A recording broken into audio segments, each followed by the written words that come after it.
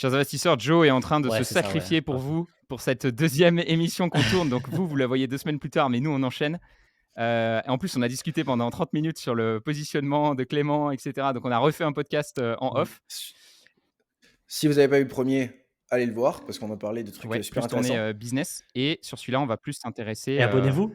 abonnez-vous aussi à la chaîne, Merci C'est comme Joe, ça qu'on fait ah carrément. sur là YouTube. là! C'est comme ça. Et dans celui-là, on va donc parler, plus investissement, en bourse, et je vais essayer d'être ouvert parce qu'on a tous des stratégies différentes, et dans le dernier podcast, on m'a un peu clashé là-dessus en Mmh. disant que je coupais la parole à Clément et que j'étais assez fermé sur les ETF. Donc c'est vrai que j'ai tendance à avoir, Mais non, tu j'ai pas pas vu vu les les derniers derniers coms? non, Ouais, il j'ai y a des pas gens vu. qui disent, «J'ai un peu de mal avec certains moments où Roman défend toujours son point de vue avec certitude, sans jamais laisser de place au doute». Donc bon, je prends en compte, vos retours, et c'est vrai que j'ai cette tendance aussi à être, tellement des fois enthousiaste par mes idées, et je les défends un peu bec et ongles. Mais j'ai l'impression d'être, je sais plus, c'est Steve Jobs qui disait, tu sais, tu défends, avec conviction tes idées. Par contre, le jour où quelqu'un te dit, te prouve par A plus B que c'est faux, là, tu la lâches complètement assez rapidement, tu vois. J'ai l'impression que dans la vie, faut, tu sais, c'est un peu le yin et le yang, parce que si tu crois pas en tes idées, si tu les Ouais. défends pas, tu dis, bah ouais, les ETF c'est bien, ça aussi c'est bien, ça aussi c'est bien. Bah, en fait, j'ai l'impression que tu peux pas vraiment avancer. Justement, le focus, il vient du fait que tu es convaincu de quelque chose, quoi. Donc, justement, Joe, quel est ton Mmh. focus? Sur quoi es-tu convaincu en termes, d'investissement boursier? Qu'est-ce que tu as mis en place? Eh ben écoute, déjà merci parce que tu es le premier, je crois que tu es la première personne qui dit ça et c'est exactement ce que je pense aussi. C'est-à-dire que je pense que c'est facile de dire, «Ça dépend de la situation, ça dépend de ci» et cetera. Au bout d'un moment, il y a quand même des réponses et c'est bien, je trouve, je suis d'accord avec toi, je pense que c'est bien aussi d'affirmer d'une certaine manière, heu, nos convictions sans qu'elles soient vraiment, voilà, c'est pas on n'est pas en train de parler d'idéologie ou quoi que ce soit, simplement de performance, d'optimisation, d'autres aussi, d'autres critères, notamment la gestion du risque et cetera qu'on va prendre en compte. Mais ouais, parler de tout ça et de manière un peu, heu, comment dire? Affirmée. Donc ouais, merci, ça fait du bien d'entendre ça et sinon pour, personnellement en bourse, moi j'aime bien, les ETF. Je pense que les ETF capitalisants classiques, tu vois, très larges, hein, donc multirégionaux ou alors, géographiques à la limite, ils sont bien, pour, 80 des gens. Enfin pour moi, 80 des gens, sans prise de tête. Un S&P 500, bon, il y a 0 conseil en investissement, hein, même si on est tous un peu en train de passer cette accréditation et cetera. Il y a pas de conseil en investissement ou quoi que ce soit. Mais je pense que c'est très bien pour la majorité des gens qui veulent vraiment pas se prendre la tête et ça fait largement le taf et ça met le travail enfin ça met, notre argent au travail et c'est très bien. Et après, pour de l'optimisation, bah, tu vois, j'aime beaucoup, les small cap value. Donc en gros, le fait d'acheter des petites entreprises, «petites» entre guillemets, hein, donc inférieures à 2 milliards de capitalisation, qui sont de qualité et sous-évaluées. C'est un petit peu, l'investissement value, en gros, c'est ce que fait, à la base, Warren Buffett. Donc le fait d'acheter, en gros, de bonnes entreprises à des bons prix. En gros, c'est à peu près ça. Moi, j'aime bien ça, j'aime bien, ouais, ce type d'investissement. Je trouve que d'une manière générale, pour, de la construction patrimoniale, surtout à travers la bourse, je trouve il faut apprendre à optimiser ses investissements. Il faut apprendre à ne pas s'éparpiller. Quand on n'a pas plusieurs millions, plusieurs dizaines de millions, d'euros, déjà, comment dire? À gérer, pour moi, il faut optimiser en fait, parce que sinon on va jamais construire de richesse. Ça, c'est pareil, Warren Buffett, qui parle de concentration, qui dit qu'en fait, la concentration permet de créer de la richesse, la diversification permet de la préserver. Et moi, j'aime bien justement vraiment cet aspect-là de se dire, bah, je vais faire en sorte d'investir dans les bonnes valeurs et ces valeurs-là, bah, je vais chercher des valeurs rentables et pour gagner du fric, pour investir et À gagner de partir l'argent, de quoi. quand, justement, tu considères l'optimisation? Parce que moi, c'est un truc que je réfléchis beaucoup aussi en ce moment. Tu disais, bon, que c'est bien pour 80 des gens. À partir de quand les gens devraient justement Ouais. commencer à s'intéresser au small cap value ou à des stratégies, plus actives, par rapport à un ETF? Parce que Mmh. je pense qu'on est tous d'accord, tous les 3 d'accord là-dessus. En effet, pour quelqu'un qui veut pas se prendre la tête, qui démarre et qui a un budget aussi plus réduit, Ouais. c'est très bien les ETF en effet, capitalisants. Maintenant, quand tu souhaites un peu aller, justement optimiser les performances, pour toi, c'est quoi le cap? Est-ce que c'est un montant d'argent? Est-ce que c'est un intérêt, pour les investissements? Qu'est-ce qui fait que tu Bah, là, ouais, pareil, je suis ouvert, mais ma réponse, elle est pareille, elle est quand même pareil, un petit peu affirmée. Hem, je pense que je pense que déjà, il y a une question de temps. C'est le principal facteur. On reste sur de la bourse, hein. On n'est pas sur de l'immobilier ou quoi. Donc même un investissement actif en bourse, c'est passif par rapport à tout ce qu'on peut trouver d'autre. Mais c'est clair que ça nécessite un petit peu plus quand même de se creuser la tête qu'un ETF capitalisant. S&P 500, je veux dire, au bout d'un moment, S&P 500, 1 minute par mois, on se prend pas la tête et c'est réglé. Chercher des actions, chercher les bonnes valeurs, optimiser un petit peu ça, c'est sûr que ça prend un peu plus de temps, même quand on a les process, même quand on a tout ça. Donc déjà, c'est une question de temps. Il y en a qui ont vraiment pas du tout le temps. Après, c'est aussi une question de priorité. À quel point c'est important de construire une richesse à travers la bourse, qui pour moi est un des meilleurs leviers d'enrichissement. À quel point c'est important aussi. Il y a des gens qui ne mettent pas forcément ça dans l'ordre d'importance. Et donc, dans ce cas-là, il vaut mieux rester sur au moins un ETF pour au moins que ça travaille. Et effectivement, le montant, ça, c'est quelque chose, pareil, qui plaît pas trop. Moi, j'aime bien être un peu cru, tu vois, à ce niveau-là, mais je pars du principe que investir 50 euros par mois, c'est bien, mais c'est pas ça ce qui va te rendre riche. Et je pense que c'est effectivement, je suis d'accord, c'est bien d'être constant, c'est bien de prendre l'habitude, c'est bien de mettre en place des actions, mais je pense qu'un gros focus qu'on a quand on investit 50 euros par mois, c'est de se dire comment je peux investir 200 et faire x4, ou à peu près x4, on va dire, sur les résultats. Ce sera beaucoup plus pertinent que de se dire comment je peux passer de 8% à 9%. Pour moi, le résultat sera bien plus grand si on Ouais, passe. grave. Clément, Passer un certain montant, par contre. non, Ouais, mais vas-y, j'y pense parce que excuse-moi. Clément, tu avais eu cette réalisation toi aussi à un moment. Tu avais dit, bon, bah, la bourse, c'est Ouais. bien, mais maintenant, il faut que je me concentre un peu sur le business par rapport Ouais, au grave. montant. Ben, ouais, exactement. Et puis même, moi, avec les retours de personnes que je peux avoir sur Instagram, parfois, il y a des gens, je pense que Joe, tu les as aussi.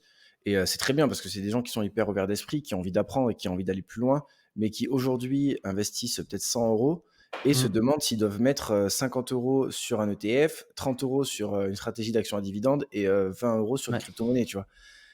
Là, je me dis, bon, peut-être que le Mm. focus, il est pas bon. Parce que c'est peut-être pas ça la bonne question, c'est comment tu peux investir plus. Parce que, bah, de toute façon, pour en bourse, tu as trois leviers, tu as le temps, le capital investi et le rendement. Mm. Donc, le temps, plus tu es jeune, ça, tu peux rien y faire. De toute façon, plus tu es jeune et plus ton horizon d'investissement il est long, bah, plus ça joue avec toi. Le rendement, tu peux l'optimiser, mais on parle de peut-être quelques pourcents. Si on lit ça sur 20-30 ans, un horizon d'investissement long, ça va se jouer à peut-être 1-2% de surperformance, peut-être 3 si tu es vraiment exceptionnel sur le très long terme. Donc au final, ça va jouer sur le très long terme, effectivement, mais le plus gros levier qu'on a, c'est quand même investir plus d'argent. Donc je suis 100% d'accord avec toi, Ça Joe. peut multiplier Ouais. je pense en fait sur le long terme, 2%, il faut faire attention parce que quand tu dis 2%, les gens peuvent s'imaginer, mais en fait 2% sur 30 ans, ça fait c'est la différence de fois 2. C'est énorme. Donc le rendement Ah est énorme. oui, oui, oui, par Mais contre, par oui. contre, Ouais. vu qu'on démarre, Ouais. en effet, donc le temps, je suis complètement d'accord avec toi. Et c'est pour ça qu'il y a un espèce de paradoxe parce que d'un côté, tu as envie de dire aux jeunes, concentre-toi sur le fait de gagner plus d'argent plutôt que de te concentrer sur la bourse. Et en même temps, on répète sans arrêt dans les vidéos, il faut commencer jeune la bourse parce que tu fais des rendements de malade. Donc moi, ce que j'ai tendance, en effet, j'ai C'est un vrai. double conseil là-dessus, c'est de dire finalement, quand tu démarres, imaginons, tu as 100 euros, tu arrives à mettre 100 euros de côté. Donc, moi j'ai capé tu vois, la méthode Trident, c'est-à-dire l'optimisation, aller chercher plus de rendement à 300 euros si tu investis plus de 300 euros par mois. Moi, j'estime que quand tu investis plus de 300 euros par mois, là, ça devient intéressant de potentiellement te payer une formation, chercher un peu plus à optimiser si tu es aussi intéressé par ça, sachant que tu peux aussi payer quelqu'un qui fait une partie du travail à ta place. Donc, c'est toujours pareil. Il y a des niveaux, je pense, d'engagement, mais comme tu dis, c'est plus Mm. d'engagement en tout cas que les ETF. Et donc, en dessous de 300 euros, moi, j'aurais tendance à conseiller aux gens en disant voilà, imaginons que tu arrives à mettre 100 euros de côté parce que tu es étudiant, tu es un peu en galère. Ben, par exemple, tu mets 50 euros dans ta formation personnelle, parce que ça, c'est le rendement. Warren Buffett dit toujours d'ailleurs que son meilleur investissement, c'était justement dans une formation. Il avait acheté un séminaire sur la prise de parole en public de Dale Carnegie. Il dit que c'est le meilleur investissement qu'il ait Ouais. jamais fait de sa vie. Et en effet, parce qu'en fait, investir dans une compétence, si ça te permet derrière de lancer un business, ben, en fait, les millions que tu génères, à la base, c'est parce que tu as cru en toi-même et que tu as su investir. Donc ça, c'est sûr que pour moi, c'est hyper important d'investir en soi-même. Peut-être une partie aussi sur le fonds de sécurité. On en parle souvent, mais du coup, quand tu démarres, souvent, tu n'as pas suffisamment de thunes. Et des fois, il y a des gens qui mettent 100 euros de côté, ils mettent 100 euros en bourse. Et du coup, si jamais il y a une galère, ils se retrouvent à vendre leur compte. Donc, ce qu'il faut éviter. Donc, je sais pas, voilà, 50 euros en investissement, 30 euros en fonds de sécurité et peut-être 20 euros, tu vois, sur un S&P 500 très simple, que tu te fais prélever directement sur Trade Republic. Tu sais que c'est fait, tu ne te prends pas la tête. Et pour moi, ça va compound. Et ensuite, tu te focuses sur augmenter tes revenus. Et quand tu augmentes tes revenus, peut-être là, te concentrer sur des stratégies peut-être plus avancées. Donc, small cap value, je sais pas, qu'est-ce que tu en penses, Joe? Est-ce que tu le verrais comme ça ou... Mais non, mais là, Roman, si tu veux, je suis très agréablement surpris vraiment par tout ce que tu dis. C'est cool qu'on ait fait ce podcast. C'est exactement ma vision, si tu veux. Deux types de revenus, revenu de l'activité, revenu du capital. Effectivement, quand on n'a pas beaucoup de capital, ouais, c'est bien aussi de se concentrer sur le fait d'une manière générale, générer plus en fait, tout simplement. Et ça, c'est penser investissement. En pensant comme ça, on pense investissement. Il ne faut pas juste se bloquer en je veux optimiser, je veux faire ci, je veux faire ça. Le but, c'est construire un patrimoine, donc gagner plus d'argent, quel que soit l'objectif. Et donc, et en plus, la méthode de gestion que tu décris, ça se rapproche d'une méthode, d'une méthode que moi j'utilise, qui est la méthode des buckets. En gros, où tous les revenus que tu gagnes, tu les sépares en cinq catégories pour la faire courte. Les dépenses fondamentales, donc tout ce que tu dois payer, loyer et compagnie. L'épargne de sécurité, l'investissement financier ou peu importe, immobilier ou quoi, mais en tout cas l'investissement de ton capital, l'investissement en soi pour le numéro 4, la formation, et le numéro 5, les loisirs pour se faire plaisir. Et donc moi, ça se rapproche énormément. Et donc oui, moi je suis d'accord. Je pense que en fait, c'est bien de lancer la boule de neige.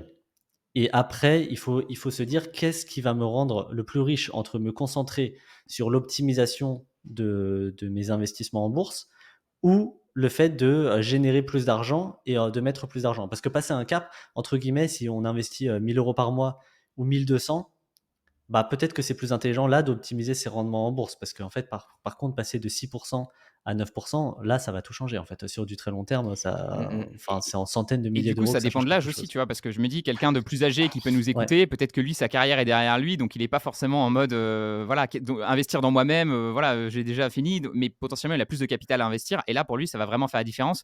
Surtout qu'il y a des gens, des fois, qui vont nous découvrir, ils nous disent, j'ai tout placé en assurance vie sur une banque, une banque ouais. traditionnelle, je prends 5% de frais. Je t'ai fait passer un message, Clément, tu te souviens, sur WhatsApp, je t'ai envoyé un mec qui m'avait carrément dit, j'ai demandé à ma conseillère en bourse, Merde. je voulais investir, elle m'a dit non, non, faut pas faire ça. Donc là, il y a de l'optimisation à faire, ouais, Mais clairement. tu sais que j'ai une petite histoire rigolote là-dessus parce qu'il y a un YouTuber qui m'a contacté qui a plus de 1 million d'abonnés. Donc sur le gaming, un truc comme ça, bon, je vais pas citer le nom parce que de toute façon, c'est pas le but, mais qui justement bah, générait beaucoup de revenus. Donc on en revient exactement à la même chose. Le mec, il était passionné de gaming, il a lancé sa chaîne, il a explosé. Avec sa chaîne, il fait plein de revenus et je pense d'autres revenus alternatifs. Et du coup, il avait beaucoup de capital à placer. Et il est venu en me disant qu'il avait placé, je crois, de mémoire, hein, je crois, c'est 300K sur une assurance vie one shot. Ouais. Genre, et je crois que c'était pendant l'année 2022, tu vois. Donc en plus, si tu connais rien et que l'année 2022, tu te tapes moins 10, moins 15% sur 300K, bah là, tu te dis la bourse, ça pue du Ouais. cul. Alors qu'au Mm. final, et tu vois, c'est exactement ça. Il y a des gens qui ont beaucoup de capital et eux, je pense, qu'ils ont tout à gagner à se former et à aller chercher des stratégies peut-être.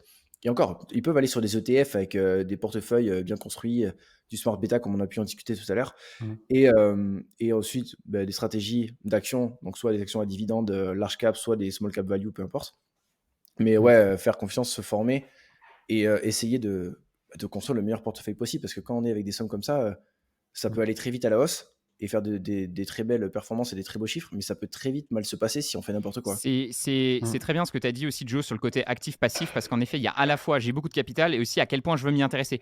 Et c'est vrai qu'on remarque un espèce de profil souvent sur les gens qui ont beaucoup de capital à placer et qui n'ont rien fait depuis longtemps. En fait, ça les intéresse pas. Ouais, Genre, voilà, j'ai gagné au non. loto ou j'ai gagné beaucoup d'argent, mais en fait, j'ai jamais réfléchi à l'investissement. Et c'est vrai que moi, au tout début, ça m'intéressait pas non plus. Donc en fait, tu fais, moi, je me souviens, c'était mon père, il avait pris une gestion au patrimoine parce que justement, il était en train de réfléchir par rapport au décès de ma mère, suite au décès de ma mère.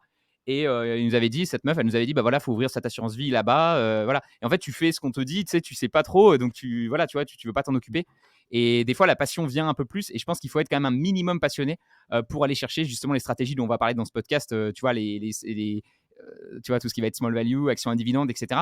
Ou alors, il faut que ça corresponde vraiment à l'objectif. Donc, peut-être qu'il y a des gens, en effet, pour qui c'est très important d'acheter des actions value, tu vois, être sûr que leur investissement est placé dans des actions qui sont pas très chères. Ou alors, il y a des gens pour qui c'est très important d'avoir l'aspect revenu passif. Moi, je sais que c'était une des grosses motivations sur la stratégie à dividende, que tu n'as pas forcément avec les ETF, ou que tu peux avoir, mais plus en mode distribuant, etc. Donc, je crois qu'il y a les deux. Il y a à la fois, j'ai quand même suffisamment de capital pour que finalement m'intéresser, passer du temps sur l'optimisation, ça va suffisamment me rapporter pour que ça soit intéressant. Et en même temps, je m'y intéresse, ça me plaît suffisamment pour regarder un peu, comprendre. Moi, je fais souvent cette comparaison. Je ne sais pas si vous voyez l'ordinateur. Tu sais, maintenant, c'est peut-être plus comme ça les ordi fixes. Mais je me souviens, tu pouvais soit acheter ton ordi fixe tout monté. Donc pour moi, ça, c'est l'ETF. Et c'est ce que font 80% des gens. Tu achètes un ordi qui est déjà monté. Voilà, il y a toutes les pièces. Tu peux monter toi-même ton ordi Et donc, c'est-à-dire suivre les stratégies un peu compliquées, etc. C'est super, ça peut super bien fonctionner. Tu peux avoir des meilleures performances, avoir un prix plus bas sur les composants que tu mets dedans. Par contre, si tu montes ton ordi toi-même, faut pas te louper, quoi. Parce que si tu mets la carte mère à la place de la carte graphique, le truc il explose et tu viens de perdre 1000 balles, tu vois. Et du coup, la Ouais. dernière étape, et moi, l'entre-deux, je trouve il n'y a pas suffisamment de gens qui en parlent. Ce qui est intéressant, c'est, et moi, c'est ce que j'essaie de proposer en tout cas à travers mon programme, c'est de dire je vais te monter ton ordi en fait. C'est-à-dire, je vais faire une grosse partie du boulot, tu me dis un Mmh. peu ce que tu veux dedans, je vais t'expliquer ce que je mets dedans, etc. Donc, tu es un peu entre les deux, tu vas économiser un peu et en même temps, il faut quand même t'y intéresser un peu suffisamment. Tu vois. Et je trouve que c'est un bon équilibre pour les gens qui savent pas trop entre je suis méga passionné de la bourse, en même temps, j'en ai rien à faire.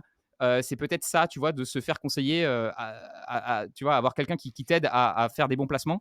Et en effet, après, tu as le cap aussi en mode j'en ai rien à faire et je préfère avoir un ordi monté, quitte à avoir peut-être un peu moins de performance, un peu moins d'optimisation. Mais moi, ça me va très bien parce que j'ai pas du tout envie de m'en soucier, quoi. Je sais pas ce que vous en pensez. Mais c'est ça qui est hyper compliqué, je trouve, parce que justement, par rapport on parlait du positionnement en off, de mon positionnement tout à l'heure, mais les profils d'investisseurs sont tellement variés que, en fait, c'est compliqué de faire quelque chose qui correspond à une personne, tu vois. En fait, il y a quelqu'un peut-être qu'il a 55 ans, mais il est passionné de bourse, et peut-être que lui, une stratégie va lui convenir. Un jeune de 20 ans, une autre stratégie va lui convenir. Un jeune de 20 ans, mais qui a peur de ouf et qui a une aversion au risque très très haute, et bah, du coup, lui, carrément, la bourse, peut-être que ça va pas lui convenir du tout. Et c'est ça qui est compliqué parce que c'est difficile de parler d'une stratégie ou quelque chose comme ça parce que je suis d'accord avec toi, on en parlait au début du podcast sur on a des convictions, il y a des choses qui marchent, il y a des choses qui marchent pas. Mais en fait, si on se met pas à la place des gens et vu qu'on n'est pas à leur place, c'est compliqué d'avoir quelque chose de parfait pour chaque personne, tu vois.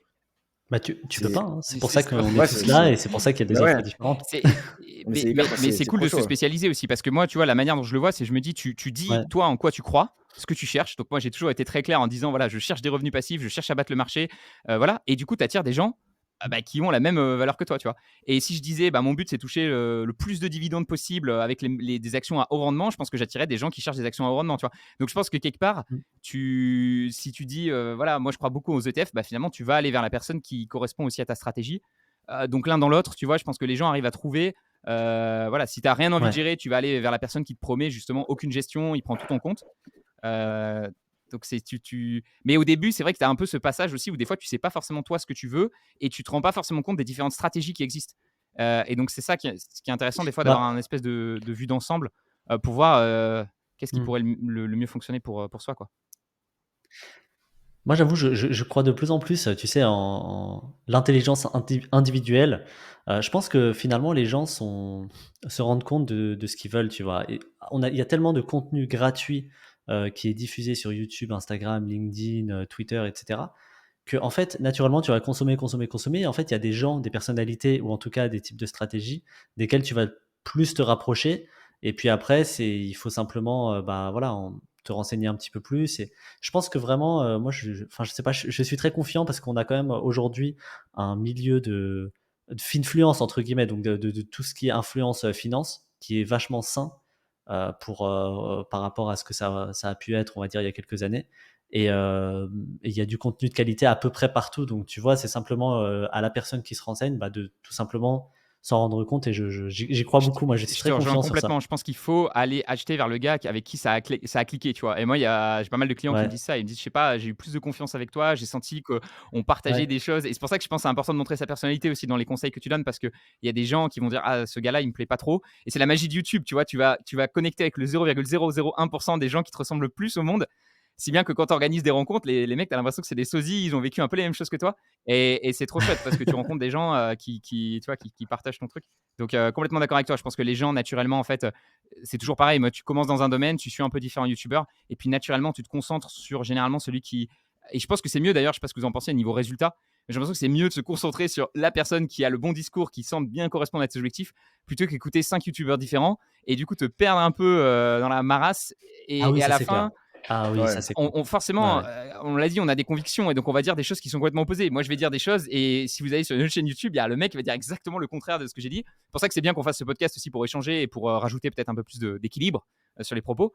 Euh, mais quelque part, c'est bien aussi d'être focus. Et de toute façon, je pense qu'on va le dire ensemble, hein, il n'y a pas une stratégie qui fonctionne. Toutes les stratégies fonctionnent tant que vous êtes focus dessus et que Mm. vous apprenez bien les spécificités, quoi. Et qu'elle a Et qu'elle est et adaptée qu'elle est à adaptée à soi, son profil. c'est tout, hein. Je pense que mais il Mmh. faut comprendre ce qui nous correspond et pour comprendre ce qui nous correspond, il faut aussi passer par cette phase Du que vous décrivez depuis tout à l'heure de, recherche et de, je regarde un petit peu chez tout le monde et au bout d'un moment, je sais que, je vais aller, vers lui ou vers cette stratégie parce que, ça semble mieux me convenir et donc, let's go, tu vois?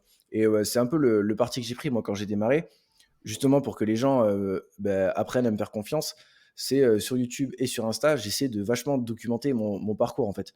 À la base, je voulais juste faire ça, moi, c'était pas quand j'ai démarré, j'avais pas d'idée de business particulier et je me suis lancé sans gagner, un rond donc le but, c'était juste de partager un peu mon parcours et donc tu vois, je partage mon patrimoine qui évolue, genre, qu'est-ce qui se passe et quelles décisions j'ai pris et qui va me faire évoluer et je pense aussi ça rajoute une proximité de montrer qu'en fait, c'est un peu comme toi, Roman, tu dis que tu manges ta propre soupe. Bah, moi, c'est un peu le même délire en mode, j'applique un petit peu tout ce que j'essaie de vous apprendre sur moi et voici les résultats et genre, je pense que ça permet de rajouter une confiance et c'est de plus en plus le cas sur les réseaux. Au niveau de la transparence, j'ai Ouais. l'impression qu'il y a de plus en plus de personnes qui s'y mettent, qui ont de moins en moins de mal à parler des chiffres et ça fait du bien.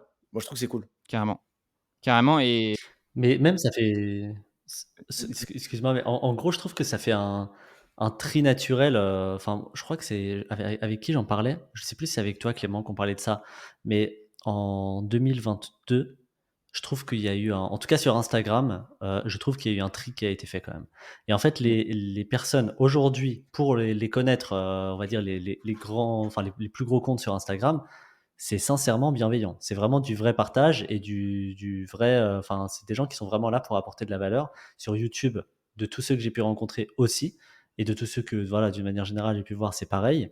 Et en fait, le fait que ce que tu décris un peu le personal branding, le fait de documenter un peu, bah, tout ton parcours, de mettre en avant ta personnalité et cetera et bah, ouais, je trouve que c'est rassurant, ça rassure les gens, ça permet aussi d'être, sincère. En fait, tu peux pas mentir, hein, au bout d'un moment, tu vois? Ça Non. finit par se savoir si tu penses, ça sert à rien en plus.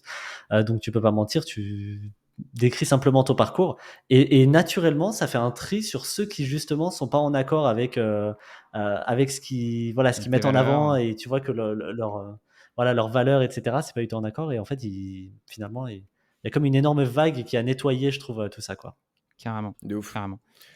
Et du coup, si on recentre un peu sur les Sur stratégies Ouais, qu'est-ce que tu l'investissement. fais, d'investissement, ouais, parce qu'est-ce que qu'à tu la fais base aujourd'hui, Joe, justement, ouais, parce que tu parlais des 2 stratégies, donc tu aimes bien les ETF et tu aimes bien les small cap value. Aujourd'hui, c'est quoi la répartition de ton Ouais, portefeuille à toi, par exemple? Ça peut être intéressant de montrer ton exemple, même ouais. si tu pas forcément c'est pas forcément celui de tes clients, donc peut-être le tien, ça ressemble à quoi aujourd'hui? Et celui de tes clients, le client moyen, de Boursogram, à quoi ça ressemble, quoi? OK. Alors nous, on fait du copy trading à 20 par mois et donc voilà, tu rentres dans notre canal Telegram et ah, le mec qui l'a non, placé, c'était non, Lien dans la magnifique. description. plus sérieusement, le lien est dans la description, n'hésitez Je pas, crois que tout est dit. non, bah, plus sérieusement, alors mon portefeuille personnel, parce qu'après, en gros, après il y a le portefeuille professionnel, mais mon portefeuille personnel, je le regarde tellement pas que je pourrais pas te dire la répartition exacte, mais on doit être à peu près sur du 50 ETF, 50 stock picking, pas que du small cap.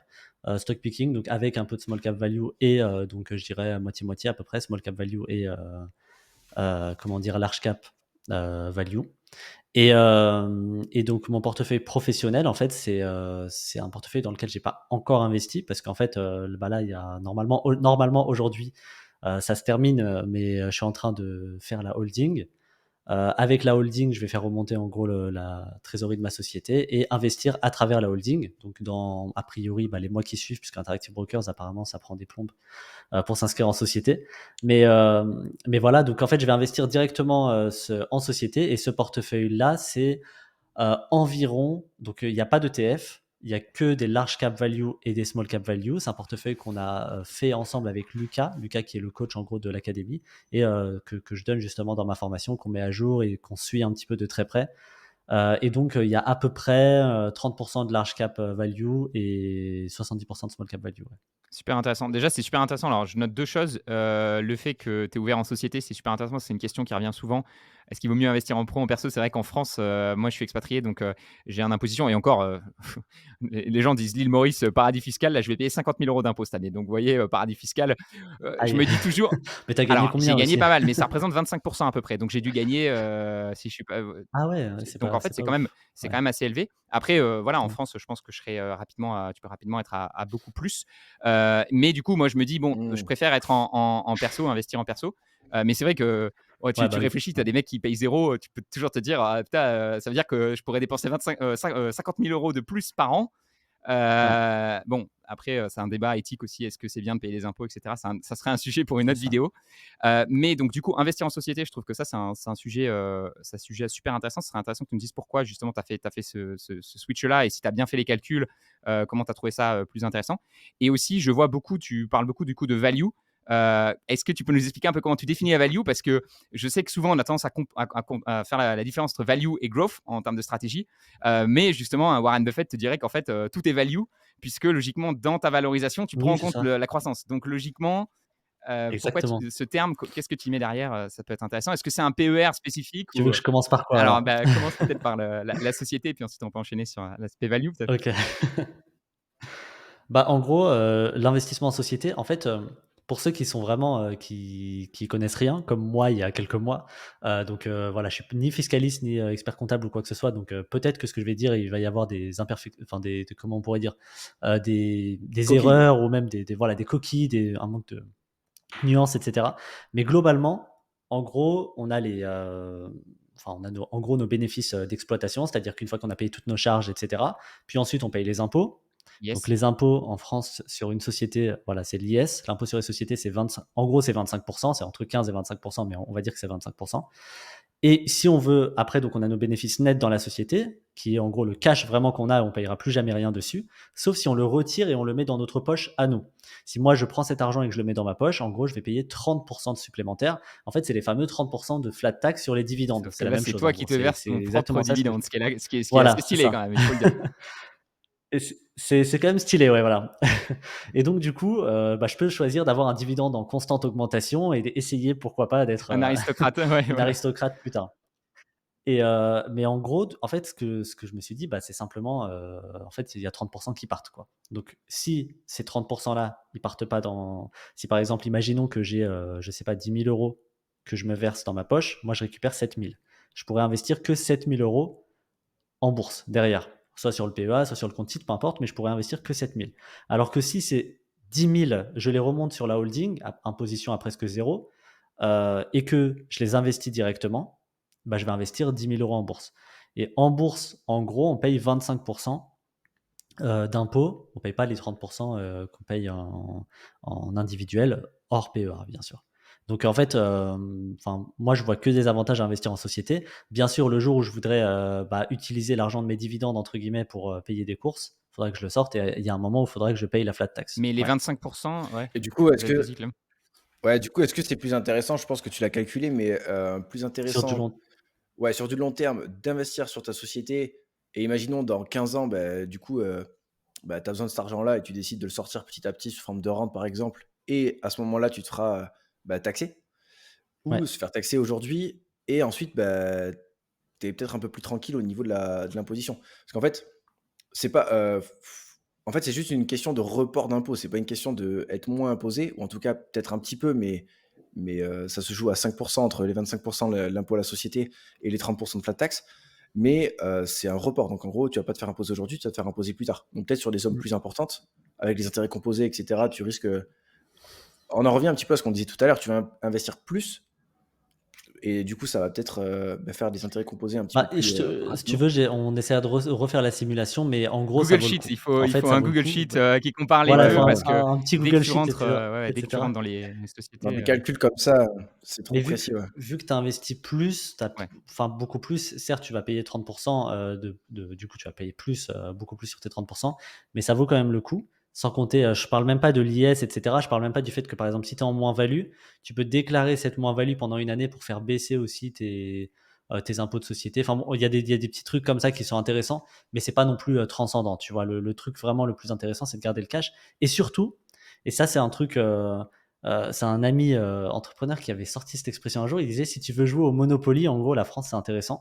En gros, en fait, quand on raisonne en société, je trouve qu'il faut vraiment raisonner différemment. En France, hein. Bien sûr, quand on est obligé enfin, on n'est pas à Dubaï où, entre guillemets, c'est la même chose. Mais en France, il faut vraiment raisonner différemment. Il faut le plus possible, pour moi, garder toute la trésor dans une holding, dans une société ou quoi.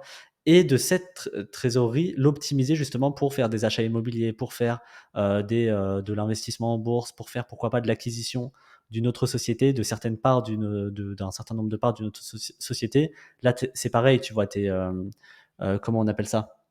Tu as un abattement en gros sur la plus-value, tu payes 4% d'impôt au lieu de 30%. Si tu revends, tu vois, tu as des petits trucs comme ça. Et en fait, quand tu commences effectivement à t'étendre, à avoir plein de sociétés et tout, je trouve que ça vaut vraiment le coup de tout garder, en fait, tout le cash, garder ça dans ton écosystème enfin, dans ta holding en gros, hein, mais dans ton écosystème de société. Mais sinon, je veux dire, mathématiquement, oui, ça vaut le coup, si tu veux, en termes de calcul. En gros, on va parler bientôt Ah, d'empire boursogramme, si j'ai bien Oula, compris. non, mais c'est vrai que les Non, mais riches, de manière générale, on le dit souvent, ils ont rarement beaucoup d'argent en ils personnel sont et tous en tout est holding. Ouais, dans les sociétés parce que finalement, de toute façon, l'argent personnel, ouais, c'est plus facile aussi de le taxer et alors que l'argent, de mm, société, de toute façon, c'est la règle numéro un. C'est-à-dire que la société, elle paye ses frais et ensuite elle est taxée, alors qu'en personnel, toi, tu es taxé et ensuite tu payes tes frais courants. voilà, Donc, de c'est ça. manière générale, c'est Ouais, ouais, souvent c'est mieux ça. d'être en société. Moi, ce qui m'avait un peu découragé, en effet, peut-être que je réfléchis là, à potentiellement revenir en France. C'est vrai que ce qui m'avait un peu découragé, c'est la complexité que ça peut représenter, les montants de paperasse, il y a aussi des coûts administratifs. Donc, je pense que là, on en parle parce que c'est intéressant justement que tu fasses ce switch, mais je pense que c'est un certain niveau de revenus qu'on commence à créer des holdings et il faut peut-être pas créer une holding quand tu es à ton compte et que Non, tu gagnes ouais, 3 000 euros par mois. Tu vois, je pense pas que ça soit forcément rentable. Ouais. Ça doit non. être. Et même moi, tu vois, je pense que c'est un peu tôt dans le parcours, entre guillemets. C'est juste que je préfère dès maintenant Hmm. créer la structure. Mais ouais, non, faut pas créer de holding. De toute façon, parce, créer une société pour créer une société, c'est pareil, ça sert à rien. Créer une holding pour créer une holding. Il faut parce vraiment qu'il y que a le plein de frais, besoin hein. soit là et que. Voilà, il y a des Ouais, frais, hein, il faut on s'en s'en rendre rend compte. pas C'est compte, mais tu as les frais de 200 balles par création. mois. Ouais, tu as le comptable derrière avec qui va te gérer Ouais, ta holding. Enfin, c'est ça. parce que la holding, c'est ni plus ni moins qu'une société classique qui Ouais, détient les parts de ton autre société. Donc, en gros, si tu as, toi, une SAS, bah, tu vas payer des frais de comptable et des frais de juriste et tout le bazar là, sur la première société. Tu vas payer la même chose sur la deuxième société. Donc, mine de rien, ça fait quand même pas mal de Puis je sais frais, pas ce hein. que vous en pensez, Et mais moi je trouve qu'il y a mm, beaucoup, j'ai entendu beaucoup ce discours-là chez les entrepreneurs français, c'est de dire ouais, je vis sur ma société. Tu sais, le truc de bah, en fait, en France, il faut tout mettre sur la société. Alors déjà, bon, est-ce que c'est légal Non. Enfin, j'imagine, il faut ouais, des demander fois, au c'est comptable limite, hein. de qu'est-ce qui peut passer sur ta société. Et aussi, ce que j'aime pas trop avec ça, et c'est pour ça que c'est intéressant, je trouve, d'en discuter avec vous, c'est que quand tu as cette approche investissement long terme, tu te dis, bah en fait, non, je veux créer de la richesse, du patrimoine, et pas juste vivre sur ma société pour payer le moins d'impôts possible. Parce que justement, tu es dans cette Mm, optique, pas juste lifestyle, mais tu es aussi dans cette optique de créer un truc, qui, tu vois, le jour où tu n'as plus ta société, qui puisse aussi te. C'est pour ouais, ça que moi, j'aime bien aussi avoir de l'argent en personnel, parce que je me dis, bon, au moins, là, j'ai payé les impôts, c'est pour moi, et en soi, une fois que ça a déjà été payé l'impôt quelque part, tu vois, mais je comprends tout à fait aussi ouais. que tu décides de faire la structure, quoi. Bah, en fait, après la société, c'est en fait, le patrimoine finalement enfin, pour ceux qui ont vraiment tu sais, l'approche ultra société, écosystème de société et tout, le patrimoine, en fait, c'est leur société, tu vois? C'est simplement la valorisation, donc pour des sociétés comme nous, classiques, de personal branding entre guillemets, bah, nous, ça vaut zéro, hein. Enfin, je veux dire, ouais, ça vaut la trésorerie parce qu'on pourra jamais revendre. Mais pour ceux qui Ouais. ont d'autres types de sociétés, il y a vraiment un truc et l'autre truc aussi que j'en profite pour le dire parce que en fait, pour ceux que ça intéresse de payer moins d'impôts, il faut vraiment, moi mon expert comptable m'avait dit un truc un jour, ça m'a marqué et je le salue. J'espère qu'il regardera parce que je sais qu'il suit énormément tout le contenu, Boursogramme, donc peut-être qu'il regardera ce podcast. Mais en fait, en France en tout cas, si vous voulez rester en France et vous voulez pas vous expatrier, il faut accepter de payer des impôts. Vous allez payer des impôts, et quoi qu'il arrive, il n'y a pas de montage, magique. Il y a des montages qui sont un peu meilleurs, enfin qui sont bien sûr meilleurs que d'autres, mais quoi qu'il arrive, à la fin, on paye des impôts. Donc moi, je suis d'accord avec toi, Roman. Vivre sur sa société, dépenser, pour simplement, voilà, réduire enfin, accumuler les charges et réduire l'impôt qu'on va Ah, payer, puis pas forcément l'optimisation, de manière d'intérêt. générale, les Enfin, tu Français prends ont ta un souci richesse. avec ça. Tu sais, ils sont vraiment comment moi, je sais qu'on avait parlé sur le podcast, et je pense que tu dois avoir des clients comme ça qui viennent te voir, ils disent: «Comment je peux payer moins d'impôts?» C'est pas comment je peux gagner de l'argent, c'est cet impôt me rend ouf. Après, mais je comprends parce qu'en France, là, je suis tombé sur une stat il y a pas longtemps, on est à 45 ou 46 de prélèvements sociaux sur le PIB.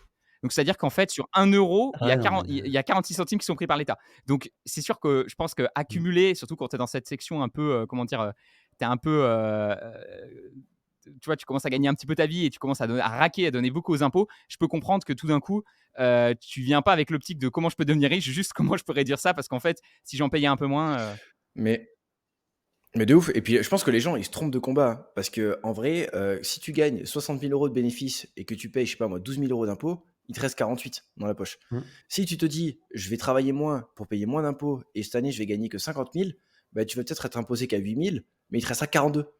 Donc en fait, certes, les impôts, tu es obligé d'y passer. Plus tu gagnes, plus tu payes, mais ce qui te reste dans la poche, bah, c'est quand même plus important. Après, c'est Mmh. sûr que plus tu gagnes, plus ton temps de travail, on va dire, alloué à ce qui va partir à l'impôt, sera élevé. Mais ouais, tu peux pas. Et puis de toute façon, peu importe ce que tu fais, hein, les revenus fonciers, tu te fais défoncer, les revenus, enfin l'impôt sur le revenu, tu te fais éclater.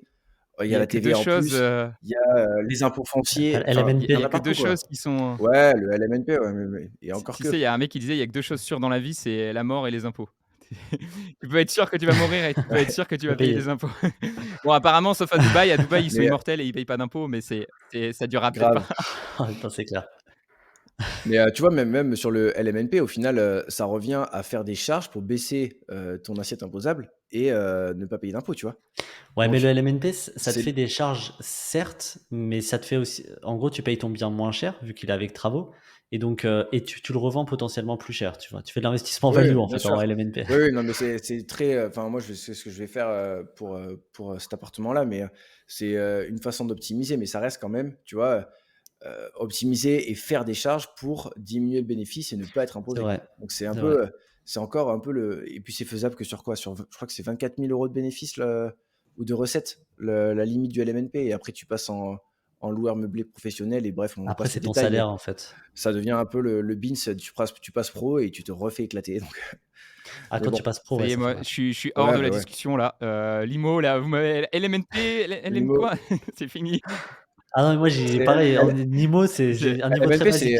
c'est Tu pas grattes c'est un pas peu les plus, tu voitures ouais, qui mens. roulent au ouais, vent, voilà, c'est à peu près ça. Les amis, c'est un mais podcast LMNP bourse. Restons focus. Non, non, allez, en let's vrai, go. ouais, Allez, sur vas-y, le let's du coup, go. sur Ta peut-être sur deuxième question. les small caps, est-ce que tu peux nous expliquer un peu, maintenant, pour, revenir sur la stratégie? Parce qu'en effet, tout ce qui est optimisation, après, je pense que c'est des vraies questions à se poser quand tu commences à gagner beaucoup et peut-être déjà pour quelqu'un qui souhaite un peu s'intéresser et donc, approfondir un peu sa stratégie, Ouais, qu'est-ce qui t'a attiré vers la small cap value? Qu'est-ce qui te plaît dans cette stratégie par rapport à peut-être d'autres stratégies de growth, de dividendes, et cetera? OK. Hem, En fait, en gros, les small caps, alors attends, je vais essayer de structurer ma réponse parce qu'effectivement, le temps est compté. Déjà, la première chose, c'est que je pense que c'est important quand on s'intéresse à l'investissement en bourse. Je l'ai dit aussi en introduction et je pense qu'on enfin, on est largement tous d'accord là-dessus, mais pour moi, c'est important d'optimiser ses placements. Une fois que voilà, on investit une certaine somme, etc., je pense que c'est important d'optimiser ses placements. La surdiversification, je pense que c'est une mauvaise chose, sincèrement. Et le fait de se poser et de se dire, OK, comment optimiser et comment, en gros, faire du cash de manière passive en investissant dans une société qui travaille à ma place, où j'ai des employés, en gros, qui travaillent pour moi, c'est important. Et donc, dans ça, effectivement, il y a plein de manières entre guillemets, d'optimiser ça. Par exemple, toi, Roman, tu parles souvent des actions à dividendes, mais en réalité, ce que tu fais avec la méthode Trident, ça va plus loin qu'investir dans les actions à dividendes. C'est vraiment de l'optimisation, de la suroptimisation, de la suroptimisation à travers des analyses, etc.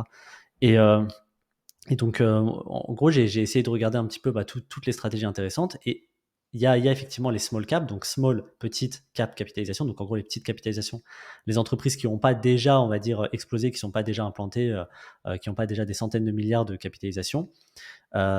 Pourquoi ces entreprises-là à la base? Après, je parlerai de l'investissement value, mais pourquoi ces entreprises? Parce que naturellement, elles ont plus de potentiel de croissance. Enfin, il y a plus de chances qu'une entreprise qui est valorisée à 500 millions fasse x10 qu'une entreprise qui est valorisée à 500 millions fasse x10. Enfin, on va dire, statistiquement, il y a plus de possibilités. En tout cas, elle a plus d'horizons devant elle. Et donc, c'est intéressant de s'intéresser aux petites entreprises. D'ailleurs, c'est pour ça qu'on a une émergence du private equity qui est en train de devenir énormément à la mode, parce que les private equity, en gros, c'est sociétés non cotées, et très généralement, c'est des sociétés qui ne sont pas encore cotées parce qu'elles sont très petites, même si il y a de très grandes sociétés non cotées. Bref, et donc du coup, les petites entreprises, c'est intéressant pour moi parce qu'il y a plus de marge de manœuvre, mais c'est pas la seule raison. Il y a aussi moins d'analyse. Et donc, plus d'anomalies de marché. Par exemple, Apple, vous allez demain sur, je sais pas, sur Yahoo Finance et vous regardez le nombre d'analyses sur Apple, il doit en avoir 20, 25, 30, je sais pas. Vous prenez une petite entreprise, vous allez maximum en avoir 2, peut-être une, peut-être 0. Et donc, comme il n'y a pas d'analyse, bah, les gens ne savent pas forcément qu'il faut investir, ou alors en tout cas, ils n'ont pas forcément l'idée du juste prix, entre guillemets, de cette entreprise. Et donc, ils ne se rendent pas compte de l'anomalie de marché. Soit c'est par exemple, ça peut être très très haut, ou alors très bas. Et donc, il y a potentiellement plus de chances de faire de bonnes affaires par rapport à ça.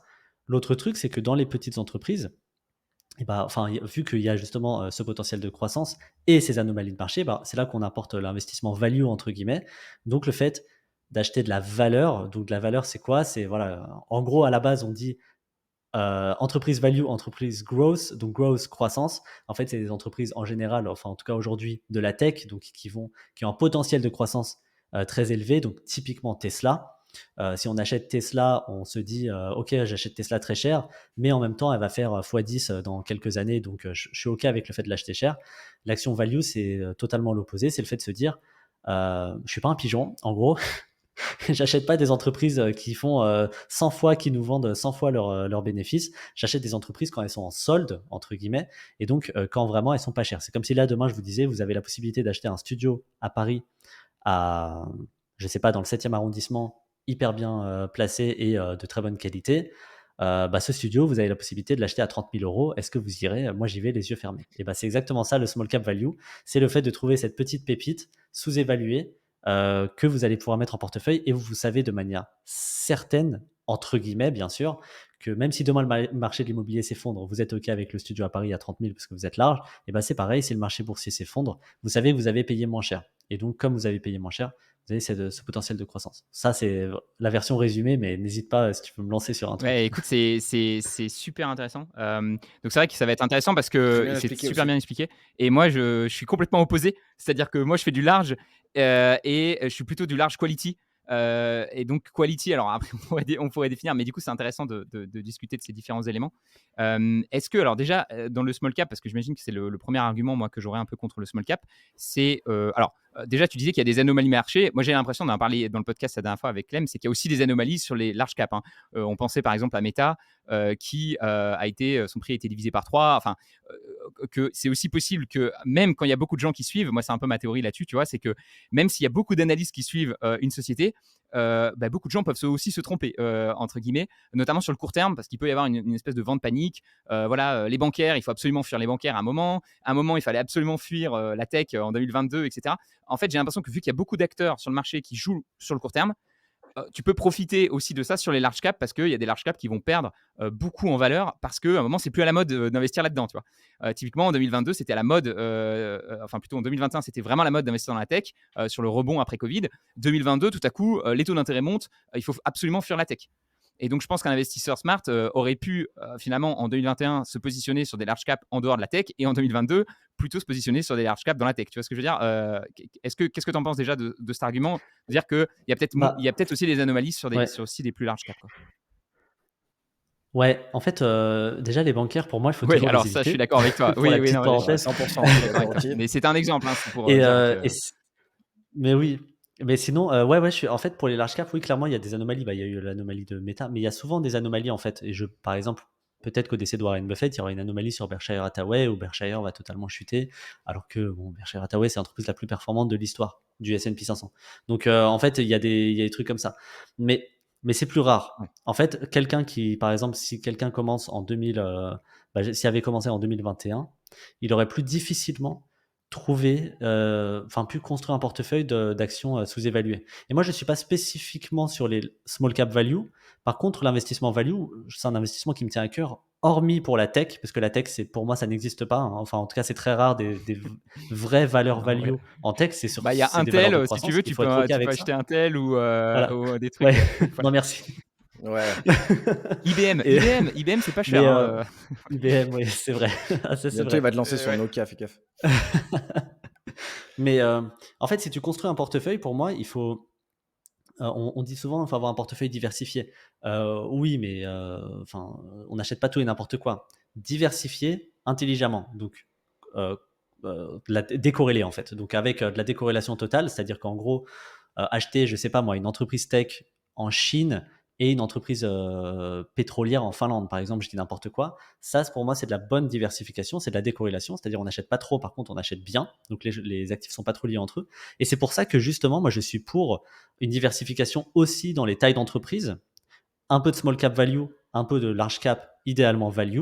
Et par exemple, pour la tech, parce que pareil, on a deux entreprises tech, pour la tech, on est dans des actions de croissance. Tu vois, comme quoi, pourtant, même si les statistiques nous montrent que sur du long terme, le value surperforme, et ben, je pense qu'il faut aussi être un peu cohérent par rapport à ce qu'on veut. La stabilité apportée par les large caps, c'est quand même quelque chose d'important. Quand tu as du Berkshire Hathaway, tu as du Apple ou tu as du même Meta, tu vois, qui pourtant a chuté, tu es quand même plus à l'aise que quand tu as une petite entreprise un petit peu Qui a pas perdue, entre forcément, guillemets, au fin fond de parce que j'allais te l'Indonésie. lancer là-dessus, parce que pour moi, tu vois, alors c'est hyper intéressant ce que tu dis, mais pour moi, justement, Warren Buffett, il a changé sa stratégie au contact.